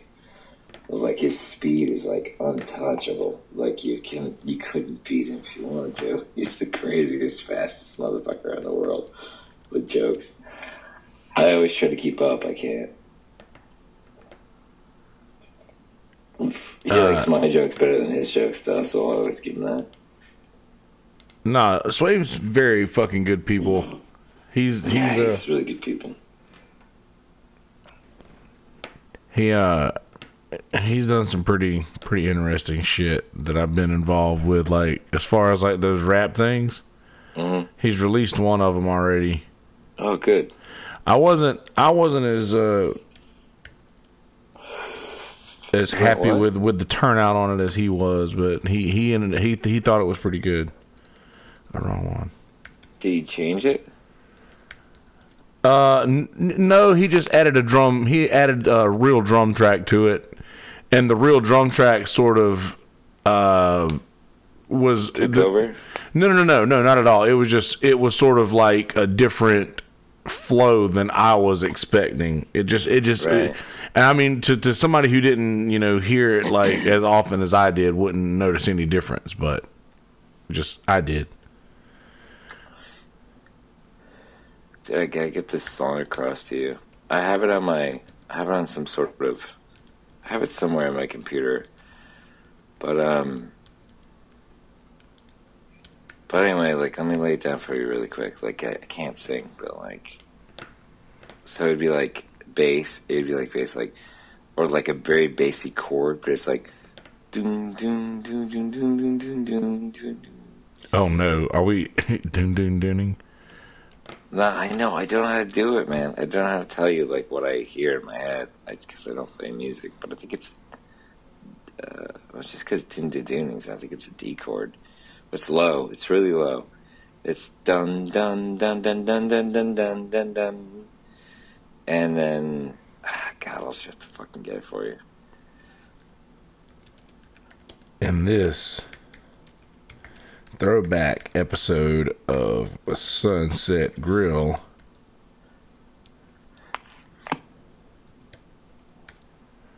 Michael Swaim joins the SG crew to talk about the Mandela effect. Is that one L or two? One. Listen for more details. Enjoy, folks. It was always, you should say it was always the Mandela effect with two L's. Or like, what was the fucking thing we used? It was always the... It's always been that. Yeah, it's always been the... It's always been that. Girls or Sunset Pill. Sunset Yeah. Thrill. Yeah. It's always been that. I don't know. Whatever. I don't hate for that. Keep it the way you have it. It's probably better. Just for people to understand. I think I did that right. Either way, I'm publishing it. Sunset Grill episode number 5 is published on the podcast now. So next we will be fucking. You know what? I can probably drop 2 of I them. hope people dig this, man. I hope people like dig it. Like, you got such a following. I hope there's like other people like get it. But like, I hope you get like some bleed over in this other thing. I think Sunset Girl is pretty fucking good, man. Like, I feel like we're a good podcast. Like, I feel like we delivered good content. Like, I don't see why not. You know what I mean? Like, when I listen to like shitty podcasts, like, we're not upper echelon, but we're definitely not like bad. Like, I don't know. I just feel like we're good. And I love MI stuff. Like, when I check in, like, I think that's a great podcast just because, like, I have it live and I have it this way and I have it this way and, like, I can do whatever I want. Like, there's choices, like... Yeah, you don't have to look far to find one. Yeah. Let's, what is episode number 6 about? Is that the Japanese serial killers? Nah, that was like 2 or 3. 6 might be the... 2. Could be the Vegas or... Dude, Vegas is the best episode. When we interviewed Tyler, that episode needs to go off, like, without a hitch. Like, promote the fuck out of This is that. how we know Julian Assange is dead. Yeah, he's on borrowed time from one of that things. This is how we know Julian Assange is dead. Well, how many days was it? Some people think he died a year ago. Yeah. Really? Yeah. Is that now? How real is that? Well, they can fake. You can do a really good fake of people's faces, and I always tell people, go watch this video, George W. Bush facial simulator. It's a company trying to sell their product. It's not like a conspiracy theory video. Like, they're showing, hey, this is what we can do, and it's exactly George W. Bush's face talking. Like, if you were just filtered it just through the media, if you had like the bottom bar saying like, this is George W. Bush talking, and then live, there's no way you would be able to really tell the difference. It looks almost identical to actually George W. Bush talking. That's from years ago. So the technology, and basically what it is it reads your face and puts your face into his face, and he's doing it precisely. And it's not something hokey like these emojis are doing on your phones or whatever. It's really technically advanced. And so some people think that any Assange videos, because obviously he never gets out of that building, people go in and visit him like Pamela Anderson and stuff, but he's not getting out of there. He's not making public appearances. So any video that he comes out with, this is all you got. Just have these videos where it could be him, it could not be him. And people have pointed out some glitches in the videos and stuff like that try to point to that theory. I don't know. I'd like to hope that he's alive. I think he's alive. It's definitely doing. Tyler Brown's in it. Which one was That's it? the voice of Tyler Brown. Tyler Brown, how are you today? Oh, hello. Are we on? We're rolling, Tyler Brown. Jeez. Welcome to the Sunset Grill. We have Miss Alicia in the background, being glorious. She works here at the Sunset Grill. She's making the cocktails. Truly is. I'm very proud of the plethora of Frigidaire items that I have today. It's actually, we're up on our luck. So I brought my wife Alicia with me. She's in the back making me cocktails. Not really cocktails, just shots because That's very Donald Draper. You know. So Exactly. Tyler Brown is part of the Horsehead Businessman. You might know him from our videos, and also he is a genius. It's great. Love that episode. It's a great episode. What do we call it? What was that episode? I don't know. Like, horsehead businessman, man. Like, I don't know. I don't know what we get. I think we end up dragging him down the Vegas timeline, I think is what we did. I think that's what we did with Tyler is we dragged him down the Vegas timeline. Like, we were like, what does this mean? What does this mean? What does this mean? We had like 100 questions for him, and he was just like trying to answer it for Vegas and couldn't. I think it's the Vegas episode. You can skip forward and check it out. But I'm pretty sure it's the Vegas also, episode. every real elevator in the Mandalay Bay. Yes. Yeah. The Mandalay effect is what we call that one. Yeah. Yep, I remember now. Dude, that episode's so good. Dude, it's so fucking good, man. We were right there at the right time. Like, nobody still knows what's going on, but we were, like, journalists all of a sudden. Like, we were, like, doing it in real time. That was cool. In this throwback episode of Sunset Grill, Tyler Brown joined the SG crew to discuss journalist Tyler Brown to discuss the Mandalay Bay Las Vegas shooting. Yeah, handle all the fucking keywords. Get it all correct. Like, all the keywords would be good. Vegas shooting, Stephen Paddock, fucking October 1st, Harvest Day, fucking Harvest Festival. Everything's fucking gross about it. Still gross about it, Kelsey. Not gonna lie to you, man. Enjoy, folks.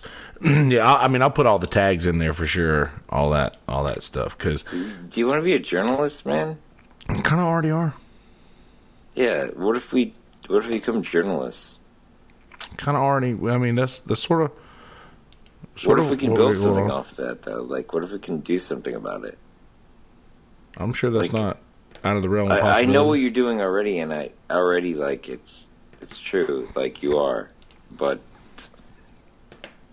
can we print a paper, or can we, like, do you want to do, I don't know, can we do something? Dude, I thought about for the longest time as, like, an art project, like, to get, like, the paper, you know, the paper things that you have to, like, put coins into to pull out the newspaper? Yes.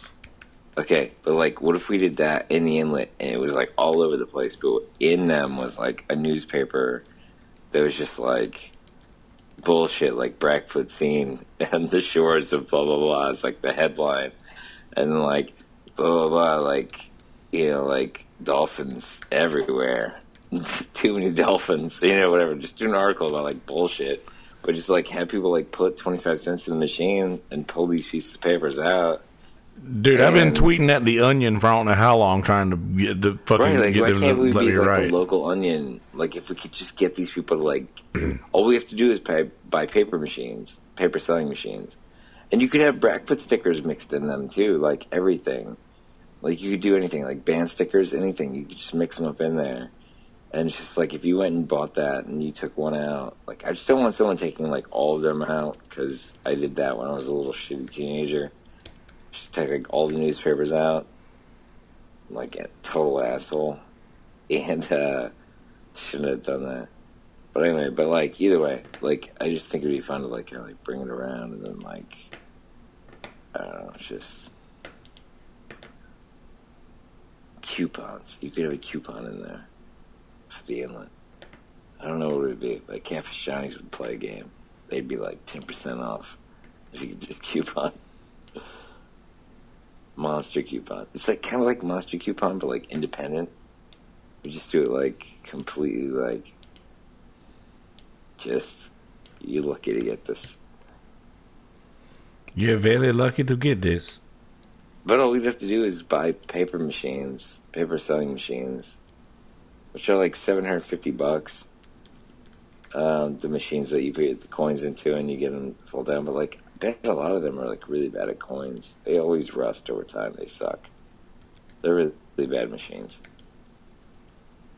The best is the self-checkout at Publix or fucking Kroger or Lowe's.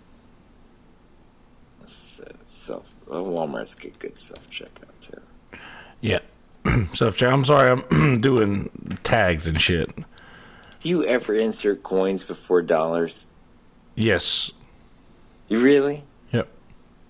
Get out of here. If I have the right change, of course I do. Get out of here. You're nuts. You're a crazy person. I enter smallest bills, smallest possible things first. No. I make everything totally zero. Insane. I make everything zero first. I insert if it's like, for instance, if it is $17.75, I'll enter the 75 cents. Then $2. Yeah, and then $2 bills to make it all a nice round 15, then a 5 and 10, or the 20 and get just the 5 back because I want to minimize my amount of bills.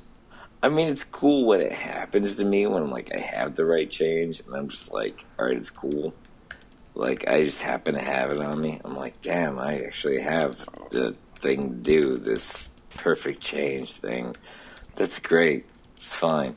But I never, ever think it's going to happen. I just always go with, like, let me just get out of here. I'll take the change, take whatever the fuck let me just get out of this place. Like, I don't care. I just stuff bills in the thing and then I just run. That's what I do. Well, episodes 5 and 6 are now published on... Oh, no. 5 and 6? We've only got 2 left. On the page.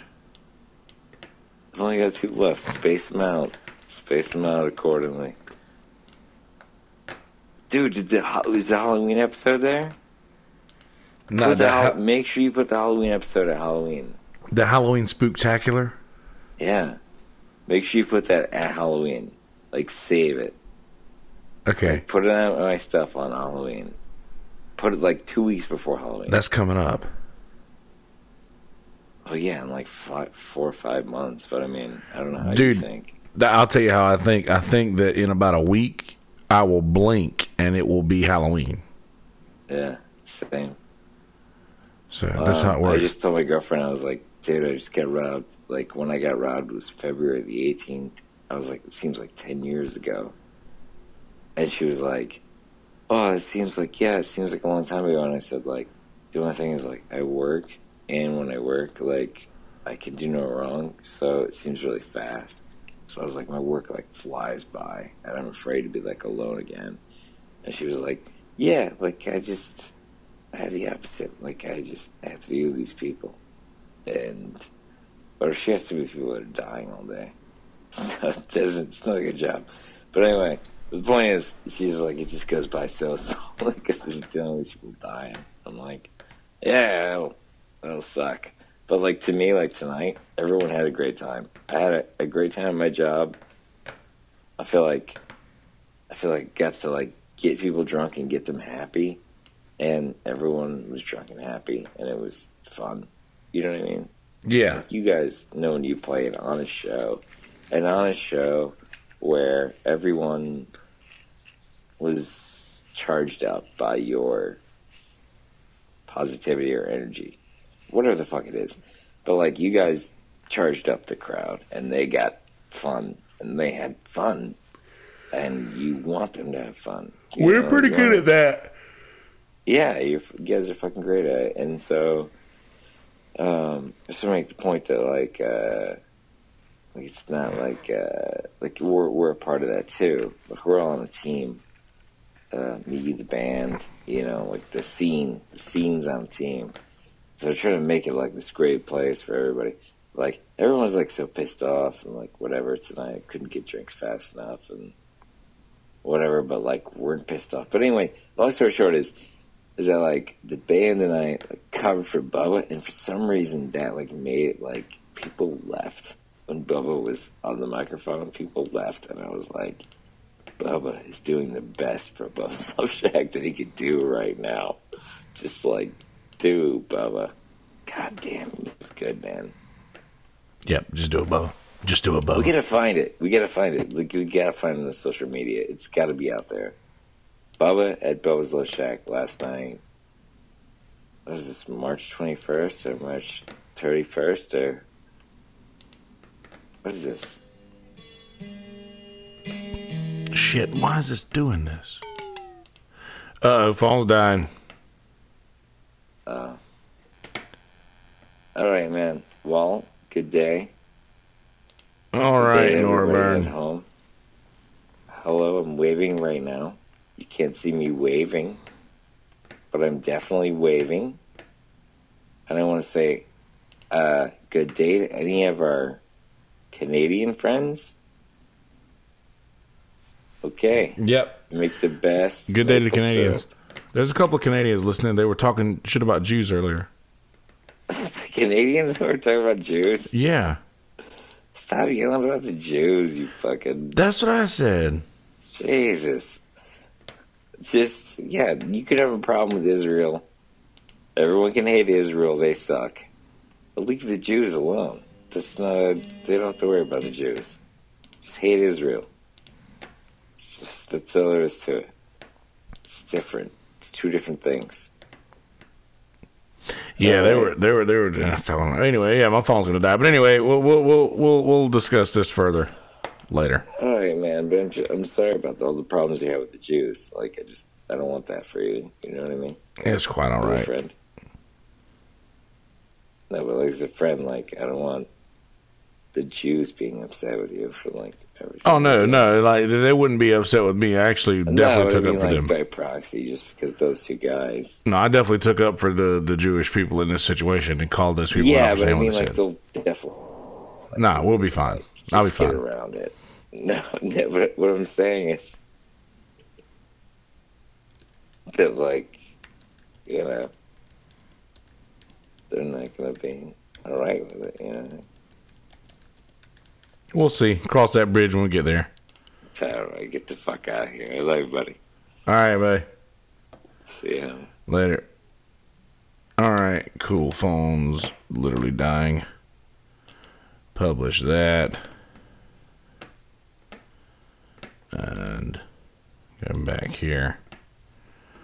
And view. Copy. Back, share, paste.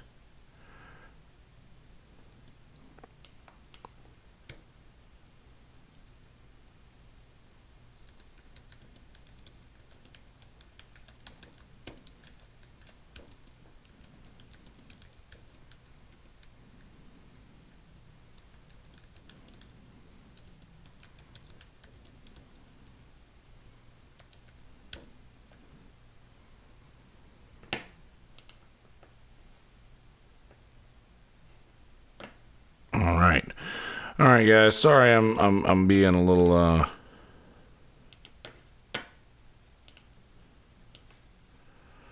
different about this thing today. Appreciate whoever's watched and paid attention to this thing for this long. You are a motherfucking trooper, whoever you are. So, all right. I'm getting out of here, y'all. I gotta go to sleep. I am fucking exhausted. I could have went to sleep 2 or 3 hours ago, but hadn't talked to Noah in a while. It was nice to talk to him. All right. Peace, bitch.